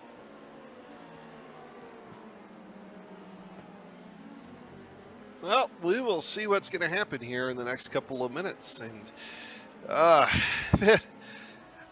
kind of running out of things to say. And that's not a bad thing, because a lot has happened even in a short amount of time. And it's like you're almost sitting here, you're just waiting for the next thing. And you got to know that the drivers are kind of thinking like that too. Like, the next big moment that happens in this race is going to be those pit stops. And it's just kind of a waiting game to see where they're going to fall, you know, and we just had the idea here, you know, with Michael, is why don't we ride on board here with somebody and you talk us through a lap around here. Sure, let's take a look if we can on board one of these cars. So the track is kind of opening up once you come out of that. This is really where your lap starts, is when you're coming out of the carousel there. You take a little breath, coming up to turn 1, look for that braking point. It's probably just a little dash of brake. Personally, I think I would have set the car up to be able to take a little bit of that inside curbing. It can be a gamble, but then you're coming up hard into the brakes. This is actually a change. The original version of the track, you had to take that little kink, a little bus stop off to the right. But now, this is where your exit must be perfect. You're going down the straight, out of the keyhole, through the kink, right there. That is actually a numbered turn, which is helpful in attack and defense options. Now down into China Beach, you got to get close up onto there. I hooked the car up to the left side here as we go up over Madness, open up the wheel. See how we opened up the wheel very quickly there to keep the rear end from coming around. Now we head into the S's. This is full throttle. You pick your tree as you're coming up through there, and you know where you're going all the way out there onto the curbing, up over yet another Madness-like apex through that corner as we head down into Thunder Valley. This gets really crazy because there are a couple of lines that you can take through here depending on whether you're attacking, defending, making a qualifying run, and then we head off into the pits. We've got Sanders making his pit stop. Now let's keep an eye on Modoff and see how this plays out. Right now, Karl Modoff is stuck behind Lance Loomis. He has not been able to get around him here just yet. You got to think that while that's happening, actually loses quite a bit of ground to him here going through the S's. And all you got to think about right now is that pit stop. He's around the front straightaway. He's going to be able to get around him right here. Where is Graham Sanders? Graham Sanders is making his way past turn 1. And Graham Sanders is going to hold on to this lead most likely once everybody cycles through. And that difference right there between those two, you have to think a large part of it's getting stuck in traffic at the tail end of that little run right there. Yeah, the next big opportunity is going to be Horatio Calquin along with Christian Eisler. They are kind of working their way back around the backside of the track. These guys are going to want to get in and get their pit stop rotation done. But with Modoff taking 8 seconds stationary time, that was a good bit longer. That was over a second longer than we watched Karl Modoff. And that's in the pits right now. That's going to be Eisler going in. How long is Eisler going to be stationary here, and what is going to be his cone to cone time? That's what really matters. Stationary is one thing, cone to cone is where it really matters though. So as we watch him come to a halt in his pit box, is he going to be here longer? Is he going to be able to get out quickly? What is the status here? Now we've got stop. Oh man, this is a long stop. Yeah. But let's take a look at what happens. It looks like that's going to put Eisler in behind Loomis. So Loomis still has not pit, and he's about 1.5 seconds, almost 2 seconds off of Loomis. Loomis is about 1 second off of Modoff. That was a lot longer than he wanted it to be. 8.6 seconds stationary for Eisler. 27.5 cone to cone. Yeah, so that was a racing thing there. I mean, he was still stopped when Graham Sanders was flying by. So no hope there, and that's going to effectively put him out of contention probably for this race win. And still one more guy to go, though, and that's Horatio Calquin. And see where he's able to shake up here as your GT3s. That's Caven Norris. He's coming off of pit road. Vincent Trepanier right behind him. It looks like that gap's going to stay the same between those guys as they exit pit road with Arnaud Genet 7 seconds behind the leader there as well. So GT3s did not get shaken up in the pit cycle. They stay relatively the same. Yeah, the GT3 field kind of spreading out right now. Looks like these guys are opening up. Looks like Lovendick and Bartiom are pretty close together back there as Chatty is trying to make somewhat of a recovery drive. I would say he's being held up by the sort of leader there, Graham Sanders. But yeah, that's only to make Teddy feel better about a difficult race so far today. Karl Modoff now navigating Teddy Lowendick and the rest of the GT3 traffic. Is a little bit of a battle here. Rodrigo Mies with Ignacio. Looks like Ignacio is able to hang on here for just a second over Rodriguez. Of course, they're going to fall back a little bit once they make their stops, which really should be coming here any moment now as well. So Horatio Calquin's going to go around another lap, as are these. Nope. They're going to come down. Ignacio and Rodrigo Mies making their way down pit road. And I think that is going to leave it to where Horatio Calquin is going to be the last one of your LMP2 field that has not come in. So using maybe some of the fuel saving at the start of the run to his advantage is Lance Loomis, is for sure the last one to come down pit road here. So now all eyes are on Horatio Calquin. Now he's only been running like 113s here I believe the last couple of laps. The other guys, some of them have been able to start ripping off 112s again. Graham Sanders has been in low 113s, 112s. Carl Modoff has been in the 112 solidly the last couple of laps. So I don't think this is going to work out very well for Horatio Calquin unless he has a fantastic stop. Yeah, Calquin only about 18 and a half seconds out in front of Sanders, but he's making it yet another round.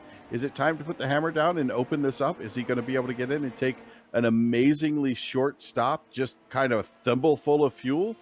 I don't know. I mean, I've enjoyed watching Horatio race over the past several seasons. This is some pretty heroic driving using so little fuel on each lap and still maintaining a pretty fast lap time.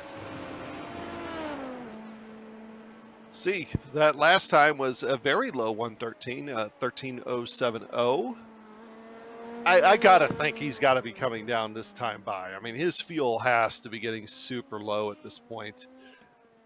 Right, we could take wagers on it, I suppose. I think it's a 50-50 chance because he constantly surprises me. He's one of those guys that has the ability to just sip the fuel and still turn these super fast lap times. I was having a similar conversation with one of the top-ranked professional drivers in IMSA, talking about entering.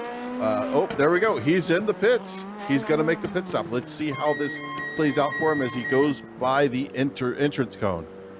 All right, Graham Sanders now starting to enter turn 11, coming up to the carousel, working his way around the carousel, and then to turn 13, Calquin stopped in his box. Graham Sanders on the front straightaway, screaming down the front straightaway now, and Calquin pulling away.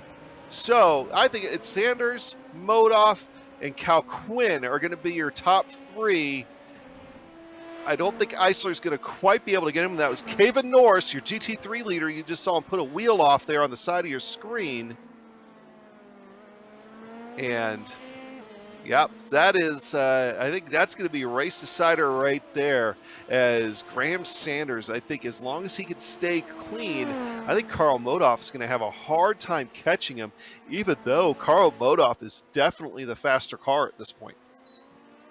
Yeah, Modoff is back doing what we kind of expect him to do as he sits here in P2. He's got about 2 seconds, right under 2 seconds off of Sanders. That's not going to deter him, though. How much? We've got about 7 minutes left, just past the 7 minutes point. Yeah, got a big battle. Yeah, the battle here is reignited between Ignacio Rodriguez and Rodrigo Mies. Two ASR guys going at it, and really, they're not side by side through portions of this track that you really shouldn't be going side by side through. They've been able to stay off each other. Over under here through Ignacio. Is he going to be able to make something of it? Not quite. He's going to fall back in line here behind Rodrigo Mies. So we've got Rodrigo Mies and Ignacio Rodriguez. Can we call this the Rod and Rod show, like we have the Andrew and Andrew show? We could. We could. I don't think that one's going to stick as well, but we'll try to see if we can push it a little bit. The GSRC replay machine here pulled up, and look at this move. Just a good run out of the keyhole.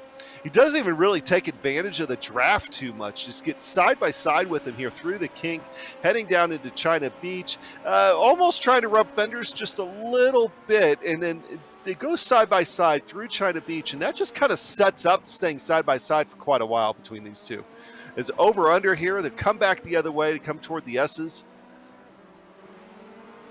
That's some good racing. I mean, these guys, of course, they know each other well. They are part of the same overall team. So you've got Punto CL Blue and Punto CL Black. These guys all race together. They know each other. They know how they're going to race, and they trust each other. And that's really important, and what brings beautiful racing like that to us. You know, I think I may have spoken too soon about the whole Graham Sanders-Karl Modoff situation. Sanders, it seems like he's kind of starting to pace himself a little bit, while Modoff is ripping off some laps. If we could get the lap comparison here between Sanders and Modoff up on your screen, I think you're going to be surprised by just how much Modoff is gaining on Sanders. I mean, right now, it's almost hand over fist. There's 5 minutes left in this race, and if it keeps going the same gap that he's going, he may very well catch him on the last lap. Yeah, so there's something that happens here, though, and it's something people say about me all the time. And if you watch other races from other leagues here on GSRC, you saw a beautiful one last week where I was caught up very quickly. And one of the things the guy who caught me up said was, catching you is one thing. Getting around you is a completely different animal altogether. And I think that's what we're going to see here with Modoff and Sanders. Yep, and that's an adage that goes that's as old as racing. I think. I mean, I hear it a lot on the NASCAR side of things too. I mean, there's certain guys that are going to be tough to pass, and Graham Sanders is going to be one of those guys. But at the end of the day, though, I mean, could we have a side-by-side battle for the lead here? Maybe, coming to the flag. I mean, that would be pretty cool because Karl Modoff's he's still down the 12.7s. He just set another fastest lap. I think it was only a couple of hundredths, maybe even a couple of thousandths past his previous fastest lap. But he's still gaining on me. That's another 3/10 that lap alone. Yeah, he's closing this up. But remember, he is using up his car to get here. He's using extra fuel. He's using extra tires. He's using extra calories in his body. And believe it or not, even in a sim race, you get tired. You're sweating. It gets really a lot of physical energy has to be expended to get these cars to go this fast. As we watch him come over into Thunder Valley and just making that car wiggle. So he is definitely using up the tire. So catching up to Sanders, again, it's one thing to catch him. It's another thing to get around him. Sanders is going to have some tires left, and he's probably going to be able to hold him off. I'm not going to bank on that. I would not put any money down on that because it is Karl Modoff. But looks like Sanders probably has the race in his head that he wants to have right now.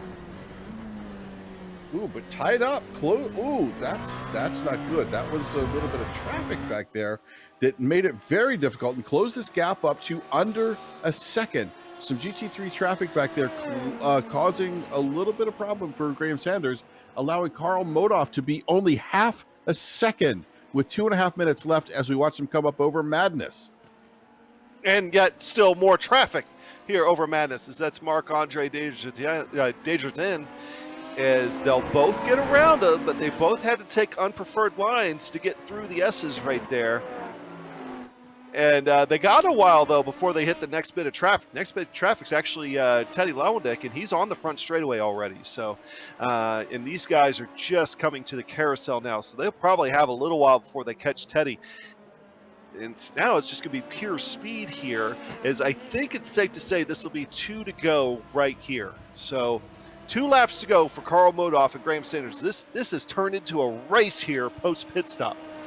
Yeah, leave it to Karl Modoff to bring the race to us, and Karl Sanders to go, yeah, I think I want to make some entertainment here as we watch him coming down into Keyhole.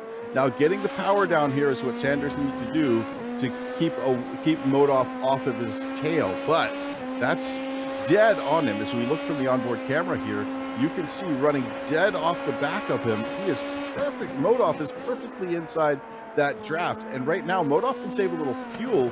He's got 1 lap to go as they come around. This is going to be last lap. We're about to see the white flag, and Modoff is going to turn up the wick. Yeah, I don't think he's going to be looking at that gas gauge at all here over the next minute and a half or so that we've got left in this race, as they should be coming to the white flag here this time by. One thing I was noticing there, Michael, through keyhole is Graham Sanders kind of ran like a half lane up above the curbing, while Carl Modoff was right on the curbing, and it actually seemed like he lost a little bit of time that time as they went through the keyhole. Yeah, and right there at the end, you can see it looks like Sanders is trying to just take it easy. He may actually be in a fuel saving point right now, although he's the one who took on more fuel. He had a longer stationary time as we watched him come down here into keyhole, going into braking. Exactly what you were talking about, a late apex right there from Sanders. Modoff closing it up 0.7 of a second, going to get to 0.6 probably before the end of the straightaway here of this back mid straight, back straight, whatever one it is, going through turn 2 down into China Beach. Hard on the brakes. Gonna see what happens here at Madness. This is going to make for an exciting finish. Yeah, you just cannot seem to close it up anymore, but that doesn't mean that Graham Sanders can't slip. If he slips even a little bit, he's going to be right there, as that gap actually has expanded. Modoff seemed like he lost almost a couple of tenths there going through Madness and everything else. All Graham Sanders has to do here, last couple of corners, is keep it clean. That's Teddy Lowendick right in front of him. He shouldn't be a factor as they go through the carousel onto the front straightaway. Graham Sanders going to bring home the LMP2 win here for today and extend that points lead. Carl Modoff will be in second, Horatio Calquin third, Christian Eisler in fourth. And going back to your GT3s, Kevin Norris still has a significant lead on Vincent Trepanier. Yeah, still looking over 3 seconds between these two, about 3 1/3, 3 1/4 seconds. I think they're kind of happy to stick where they are, but watch as these guys come around here for the finish. Kevin Norris trying to just make it a nice, clean finish through the last part of this lap for himself. Yeah, this will be Kevin's first win of the season, his 5th top 5. As long as he holds it together here through about this last quarter of the lap, car's been on rails here for today. Very, very good drive by Kevin. Very solid drive. Vincent Trepanier is going to be able to extend that lead as Kevin Norris comes around the last quarter onto the front straightaway. First win of the year, round 9 of the PRL multi-class night. Thumbs up there from Kevin on your screen. That's one happy guy.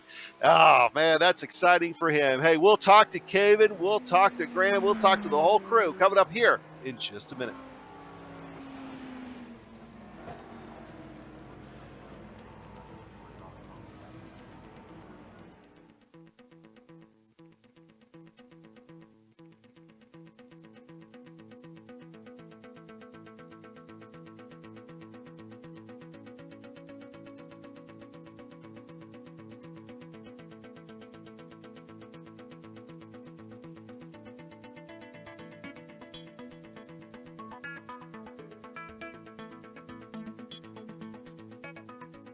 Hey there, I'm Nicholas Dubois, co-founder of Advanced SimRacing. We are a Canadian company. So what we did here today is for a real petrol head. He's really passionate about cars, as you can see behind me. We did a turnkey solution for him based on his needs. We try to gather as much information as we can on our client, and like we did today, we install a D-box system, we install ultra-wide cube control steering wheel. We try to provide the best quality for your budget. So let's say if you want a budget of 10 grand, we're gonna give you something that's the best for 10 grand. If you want 20 grand, then we always try to stay within your boundaries. We do try to make it as easy as possible. So the client, once we install everything, it's pretty much gonna be a turnkey. So he's gonna press start on his computer, and right after, we'll try to explain everything, how it goes, how it works, and then he's ready to go. Our aluminum is from USA, treated in Canada, cut in Canada. So we do sand all our aluminum piece just to make sure the powder coat sticks to it. And that's one of the reasons why we use powder coat, is to make sure you have the best aluminum finish in the industry. And our quality is beyond what you can get with any other competitors right now. We are really, really passionate about all the gear, all the cockpits, all the sim hardware, and that's why we want to create something that's really going to reflect our passion into our product. Come visit us at advancedsimracing.com. You can always reach us if you have any questions. You can call us, you can text us, you can go on Facebook, like our page, ask us questions over there, and we'll make sure to answer every questions there is. We are very passionate about what we do, and we try to make it as easier for you to go into the sim racing world, because there's a lot of gear, there's a lot of options, but let us guide you through your process, and let's hope you'll be an Advanced Sim Racing customer.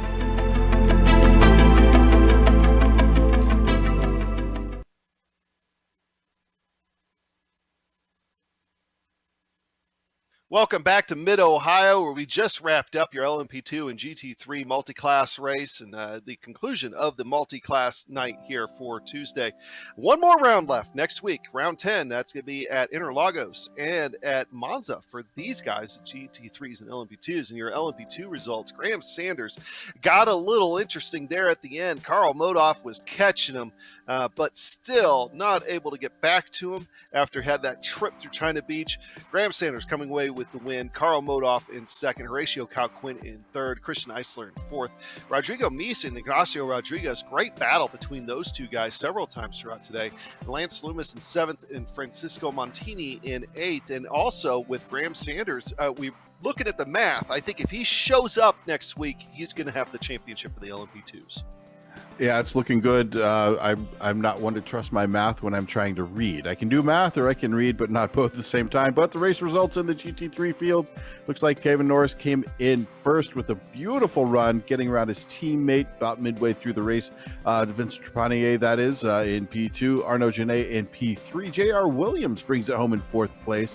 Teddy Lewedick, some early on troubles, got a little bit too much grass, but gets a good recovery drive up to fifth place. Marc-Andre Desjardins in sixth, with Jérôme Bartiome in seventh. All right, so with that, we've got your LMP2 winner here with Graham Sanders. Graham, another great drive for you here today.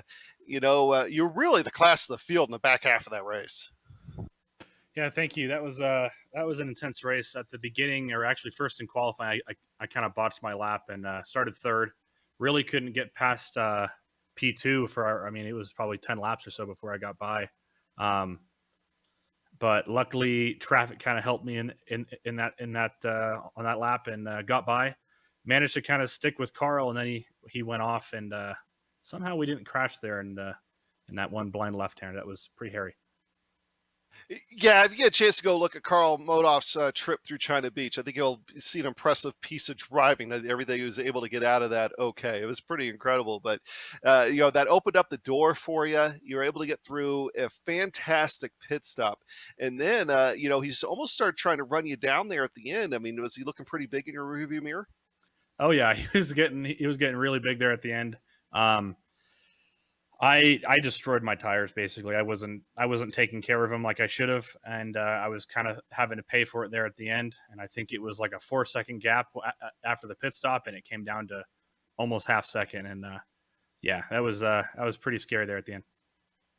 Well, Graham, either way, I mean, everything, with 4 wins now on the season, 9 top 5s, it's not official, but unofficially on my math here, what I've done, I think all you have to do is show up next week at Monza, and I think you're going to be coming away with the LMP2 championship. So how does that feel? I mean, you've had a great season. Yeah, thank you. That's really nice to hear. I just had to stay consistent, and all these podiums really paid off.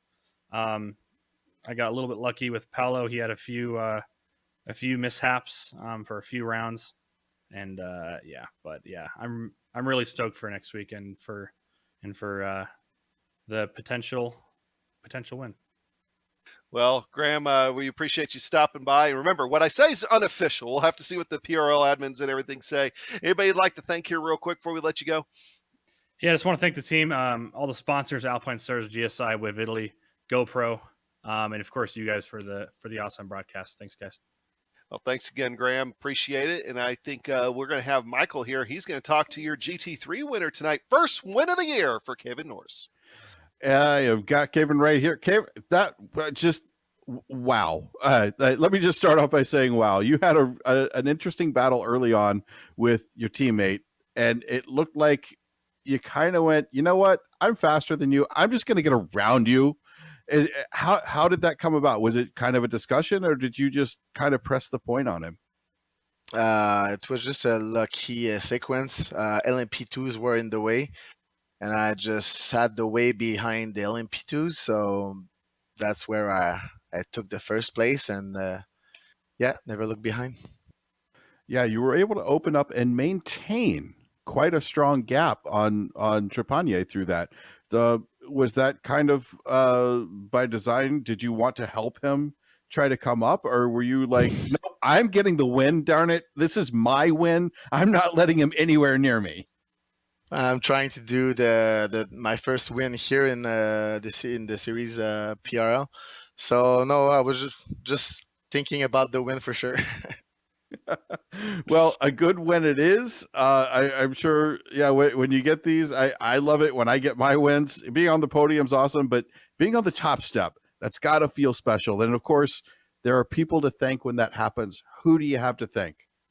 Of course, all of my teammates, Vincent Trepanier, Alex Breton, all the ASR team as well, and you guys, and yeah.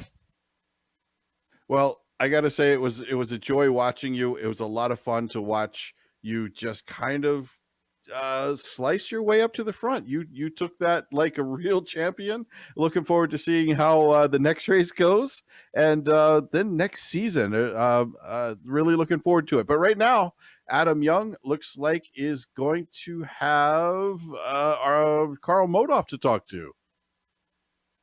Yeah, hey, let's bring in Carl. And Carl, I mean, you know, it was almost a perfect drive for you today, but you ended up making that one trip through China Beach, which, you know, I gotta say, yeah, the mistake put you in China Beach, but it was an incredible piece of driving to be able to save that car. Hey, thanks. You know, I actually practiced that in practice, and I've made that mistake before, and I didn't get a lot of practice this week, you know, and but I'm super familiar with Mid-Ohio, and yeah, when I went down the inside there, I just kind of forgot that you can't brake at the same marker until I went to get on the brakes, and then when I realized what I had done, I got on the brakes way too hard and locked the tires up, which made it worse. But like I said, I've done it a few times, so I knew to kind of throw it to the side and hit the throttle to try and get it going to the right, and I was hoping I could get on the track back before them, but they just got there in time, so bummer there. Yeah, you know, but at the end of the day, though, when you led some laps at the beginning, you were incredibly quick, especially at the end of that thing, and you were starting to run down Graham. Did you have visions of maybe being able to catch Graham and get around him again? I thought I could catch him. I felt like my pace was really strong, and I thought the tires were feeling pretty good as long as I didn't overdrive. But then I realized with 3 to go that I was maybe half a lap short of fuel, and I had to go back to fuel saving. So I don't think I would have been able to get by him. I think I could have caught him, but it's super hard. As soon as I got behind Horatio, you know, you could feel all the aero loss, and getting close enough, you really need a mistake or lap traffic to play a hand. So I didn't think I'd get by him, but I definitely wanted to keep the pressure on and make him sweat a little. Well, Carl, anybody you'd like to thank here real quick? Yeah, I just thank my friends, family, everyone for tuning in. I appreciate it, and all the announcers and everyone for what you guys do. Appreciate it. I'll see you next week, hopefully. All right. Appreciate you, Carl, and we'll see you at Monza. Hey, Michael's going to go ahead and catch up with your third-place finisher in GT3. Is Arnaud Genet? Well, Arnaud, I think you just like showing up here so you can talk to us. You're like, I'm going to get on the podium because, you know, we just have fun talking, right? We are. We're having so much fun here. I mean, you've probably seen it in the broadcast. We're running P1, P2, and P3, and so we're having a lot of fun on the track. Today I wasn't feeling so much confident about my time. We had some practice with the guys all week, and I'm not so surprised that Kevin won that one, to be honest. He had and the space throughout practice. So yeah, congrats to him, and too bad for Teddy. I think I thought we had a beautiful battle, but in the end, I was maybe defending too hard. So yeah, a lot of fun tonight. Yeah, it looked like Teddy got caught out on a little bit of ice grass. It happens. So out of curiosity, was there team communication? You had Kevin and Vincent in front of you, and Teddy behind you, and Teddy's in the hunt. Was it, hey, could you do us a little solid here and let us open up the gap some? Yeah, there was a couple of things we discussed. On the gridding sequence, on this track, the inside line is so powerful. So the only thing we really did defend against Teddy was that I wanted to make sure that I was ahead of him after the penultimate corner. And after that, it's so hard to pass on this track. And I knew I didn't have their pace, so my teammates' pace. So I didn't want to back out Teddy, really. I was just trying to save fuel so he did not undercut me in some way. That was the only real defense that I could pull against him. And in the end, I stopped saving fuel after the crash. But we were having a lot of fun. We're mainly, calling us names during the race instead of just having strategic discussions. We're just having fun and saying some stuff, like saying that for a quick example, that Vincent has the habits just to, while he connects to our Discord, he just put some random music and singing for us. And it's always fun. So next time he's in the booth, please ask him to sing something for you. All right, we'll ask him what song he likes to sing around the track. So next week, so we've done this with Teddy. I think you may remember a race a couple of weeks ago. I said, Teddy, we want a shoey next week. Are you going to win next week so we can get a shoey? And he jokingly said yes and ended up doing a shoey. So I'm not going to ask you to do a shoey, but I'm going to ask you, are you going to win next week? Oh, I wish. I'm going to practice a lot and make sure that I can beat at least my teammates. Let's do a shoey if I win this. All right, it is on. You heard it here first, folks. Arnaud Genet comes in P3 today. Who do you have to thank for this week's P3 and hopefully next week's shoey? Of course, all my teammates. We had and everyone is at ASR, and you guys GSRC and the league PRL and all their sponsors. So thank you very much, guys. It's been a blast. So and one last bit of housekeeping. Am I saying your name right? Yeah, totally. Okay, good. I try to pretend like I can speak French from time to time. I'm terrible at it. I haven't spoken it since high school, but I was close enough. So cool. I'm glad I got it close enough. But with that, I got to pass it back to Adam. Yeah. See you guys. Oh, good run tonight for, all those guys. I mean, that was just a fantastic race. And of course, we do have some people to thank here for tonight as we wrap things up. As ASR, they design and build the sturdiest and most durable aluminum profile racing simulation cockpits available in the market today. Visit them at advancedsimracing.com. And RaceLab, it helps you to improve your driving skills. Start using it now for free at racelab.app. ButtKicker, feel what you've been missing at thebuttkicker.com. And finally, NinjaTrader. Visit ninjatrader.com and get started with a risk-free trading simulator to start tracking your performance. And thanks to the companies that provide the software and hardware for our broadcasts listed here on your screen. Additional thanks to June Lalonde, who provides our wonderful music. Check out her Bandcamp for more awesome work. Thanks to the team today, Michael, Joe, and Dougie. And you can find more info about GSRC at globalsimracingchannel.com or through our social media. Also, please check out our merchandise store at gsrc.storeenvy.com, where we keep a link in the description below. Don't forget to subscribe to our YouTube channel as well so you don't miss a moment here on GSRC. Hey, next race, we're going to wrap up season 2 of 2022 here for the PRL. GT4s and TCRs, well, they're going to go to Interlagos. LMPs and GT3s, they're heading over to Monza. They're going to set some pretty fast speeds over there. That's 1 week from tonight, May 24th at 8:30 p.m. Eastern. We also have upcoming races for other series listed on your screen, so check those out and mark them down in your calendar. Until next time, race clean, race hard, and we'll see you on the track.